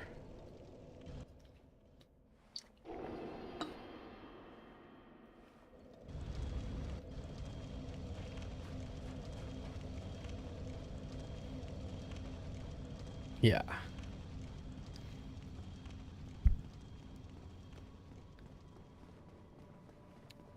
Like when they want to be there, so nice. 2 little cats. Always trying to cuddle.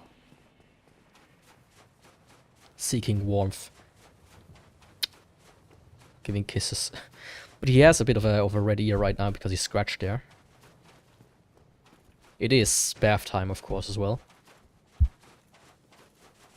So I will probably either do that today or tomorrow.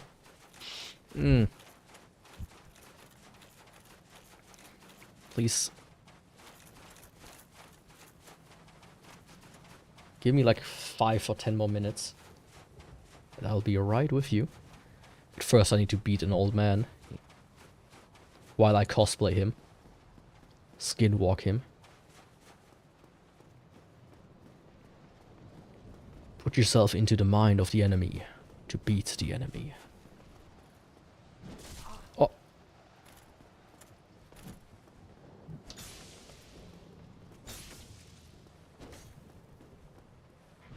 Yeah, you're done.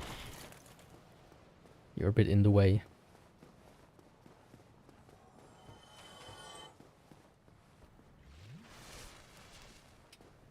Go down, please.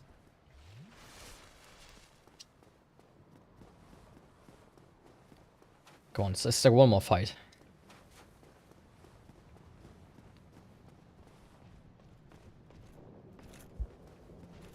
I still, like, I've never looked it up, right, and figured it out, but I did try to look it up once, and I couldn't find, like, an answer why this guy specifically despawns when you do a quit out like this. I don't know why he does it. It's a mystery. I have, like, a theory that he's, like, up there or something, or, like, in the wall, because he doesn't, like, fall down and die, right? Like, you don't get any souls. So I don't know exactly what happens to him, but he... Or if he, like, really, like, despawns. Please don't.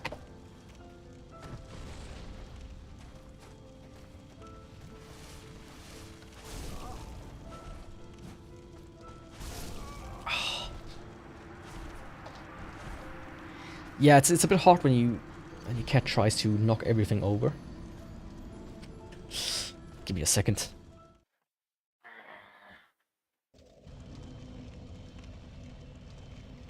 Can you be nice? I want you to have a bit dirty on your eye. Let me get that for you. There. Can you hear him if I hold him out to the mic? Nah. The noise reduction filters it out, it seems.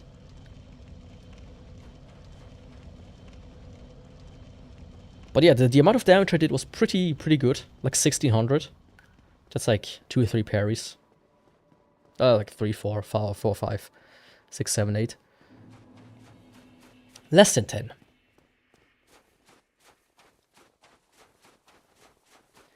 And then it's time for figuring out the next weapon. That's for sure.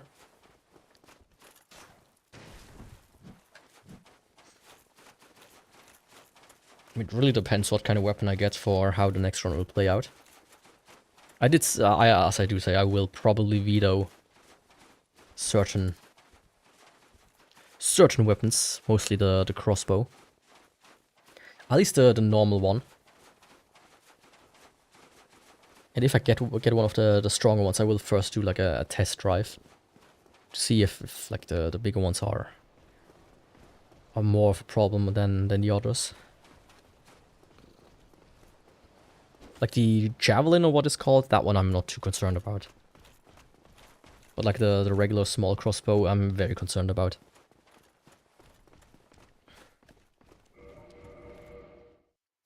So, little boy, can you kind of stay still? I need to focus.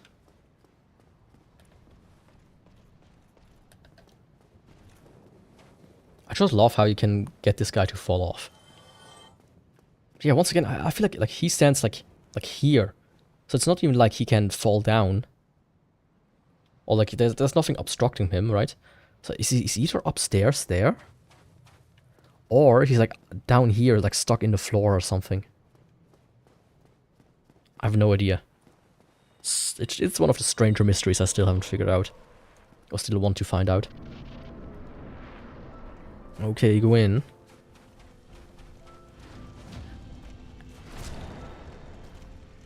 I didn't see that one coming now, did you?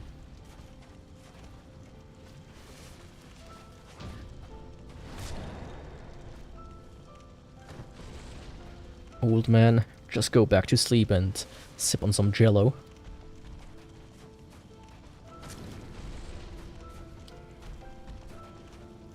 Just because I have your sword doesn't mean you should grab me. Like, imagine somebody comes in and he basically wears the same clothes as you, has the same sword as you. The only thing he's missing is the crown. You would feel absolutely weird. Like, what the fuck is wrong with this weirdo? Yeah, killing you normally feels better. Don't worry, I'm your biggest fan, and that is why I'm gonna continue the fire.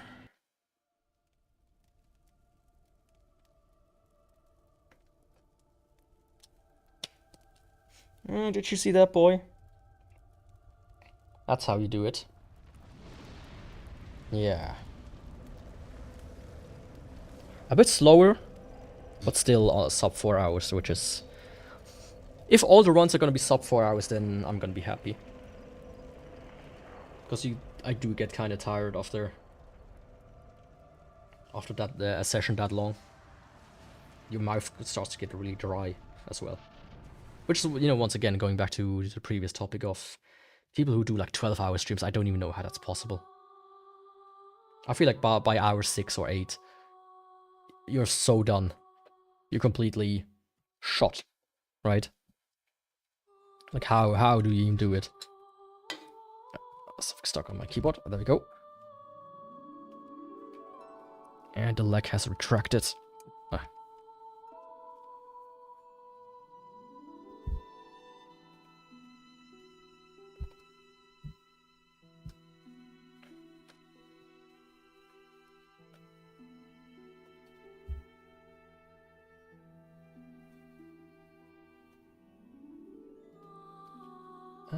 Pick a wheel, there we go. Okay, let's see, what's the next weapon gonna be? The vertical stream, it's not gonna show up because I don't want to mess around too much with it. That looks like a crossbow. Oh, no! Oh, cool! Okay. I just want to say, wanted to say last run already, like maybe I should just skip the wheel one time and do a whip already. But yeah, cool. Cool, cool, cool. That's the whip from the Sanctuary Guardian. So as always, let's try it out on the Asylum Demon. Okay, cool. Maybe I even have it with me. Yeah, there we go, Guardian Tail. The whips are kind of interesting. They have a very strange moveset. Probably one of the stranger ones in the entire game. They have like the... when you... I can show it when there aren't like enemies around.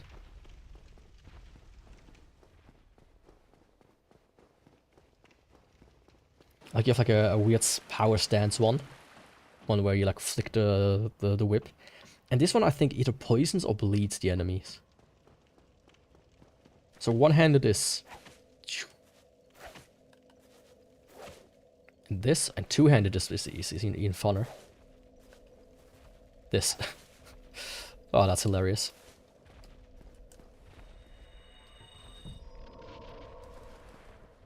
So let's see. How good is this whip?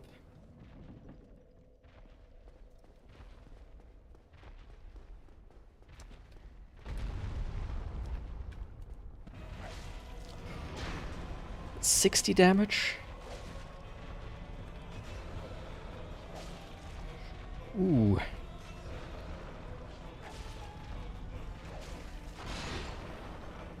Ah, actually one thing I haven't equipped yet again is this. But he is poisoned, but poison isn't exactly that good.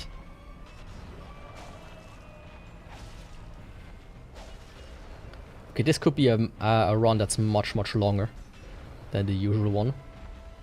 Which means I might need to split it, either do like a very long run, or split it into 2 streams.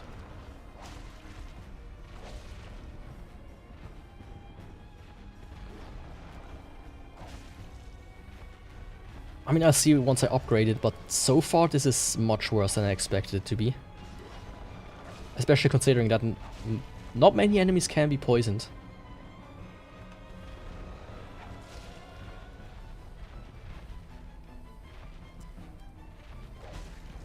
Yeah, one-handed is even worse. Ooh.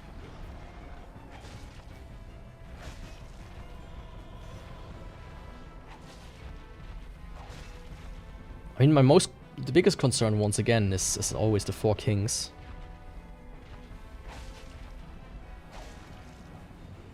When you have weapons that are this weak. Because they start to become quite infuriating to fight.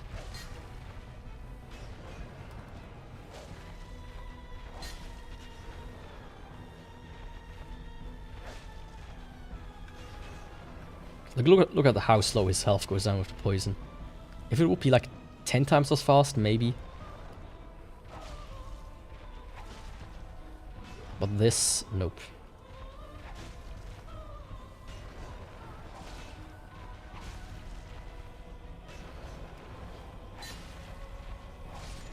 There we go. So I might need to stream Tumble Buff again.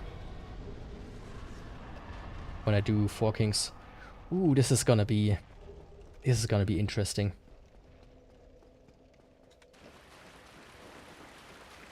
I hoped for bleed. If I'm gonna be fully honest, I hoped that this weapon also does bleed. Oh, and you cannot backstab and whatnot. Ooh, that's also gonna be very difficult for Gwyn.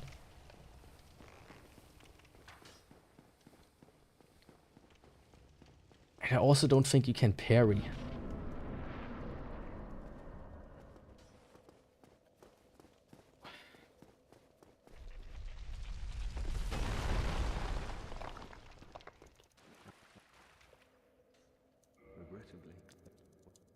So yeah, that's something that's gonna be on my mind for a while now. Okay, interesting, but it is gonna be a way different run than usual, I would say. Oh, this guy is poisoned, whoever that is.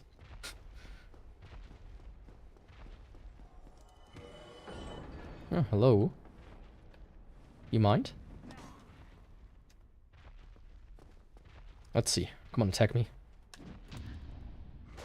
Yeah. No backstabs, no parries. Very little damage. Poison, which is not effective for like 75% of the enemies. Cool. Very, very cool. Let's see if I can upgrade it, at least. It is a boss weapon, a tail weapon, so it doesn't even go beyond +5, right? What's my AR? 127. Ooh.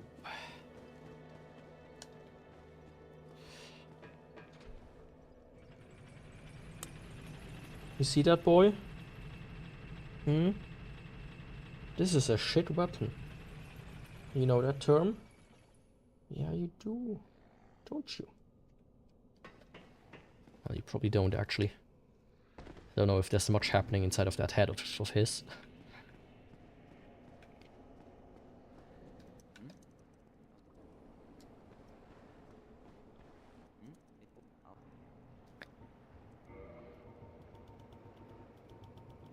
Yeah. Oh, actually, it's Titanite Shard.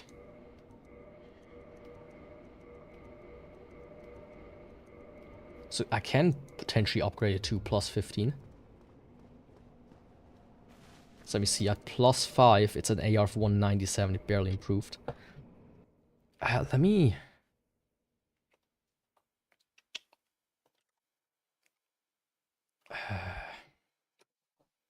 Fuck.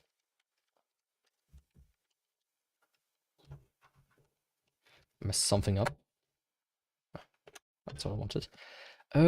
Guardian Tail. Dark Souls 1.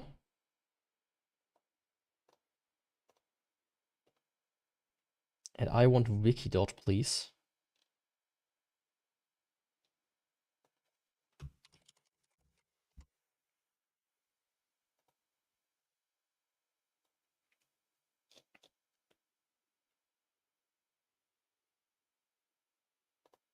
Guardian Tail, there we go. Upgrades.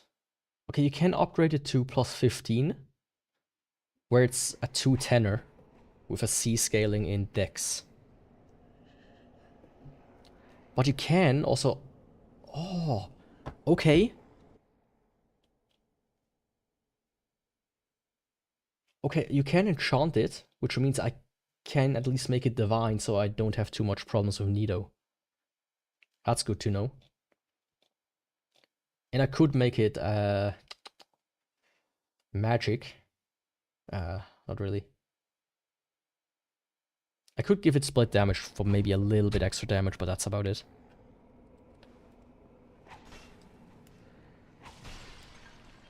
Even these guys are not one hit. Yeah. I'm at the same time a bit relieved and a bit not relieved. But I will see once I have this upgraded to +15 how it will look. And I will do that though in the next stream. As always, I will just do like a little run around. First getting all the materials and then actually starting to run. But I also want some sort of grip that is fitting for the tail. Of course. So let's see. I mean, the mask stays. Babe, the mask stays on. Even in bed. It is a stamina item after all. So let's see.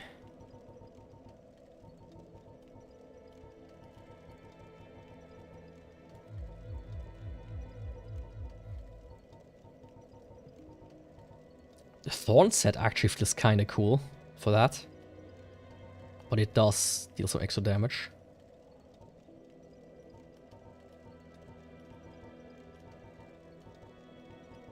That's the King set and whatnot.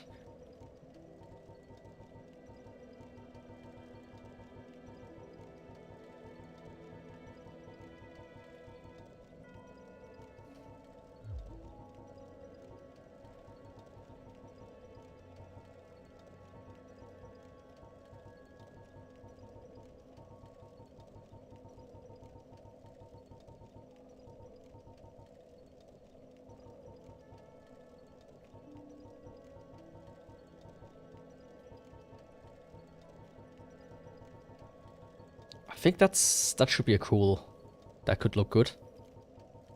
That could be a cool get up. Just need to stay under 21.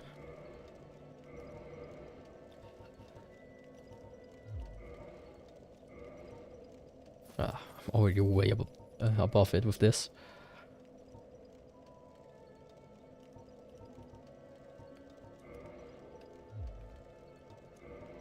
This one's just so fucking heavy. The tail is also kind of heavy. The other one that's like a little bit lighter. I already wore this one in a different run.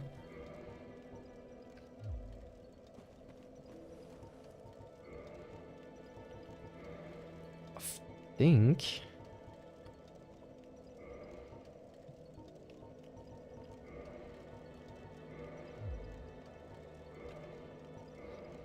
Okay, the gauntlets, they are too extreme.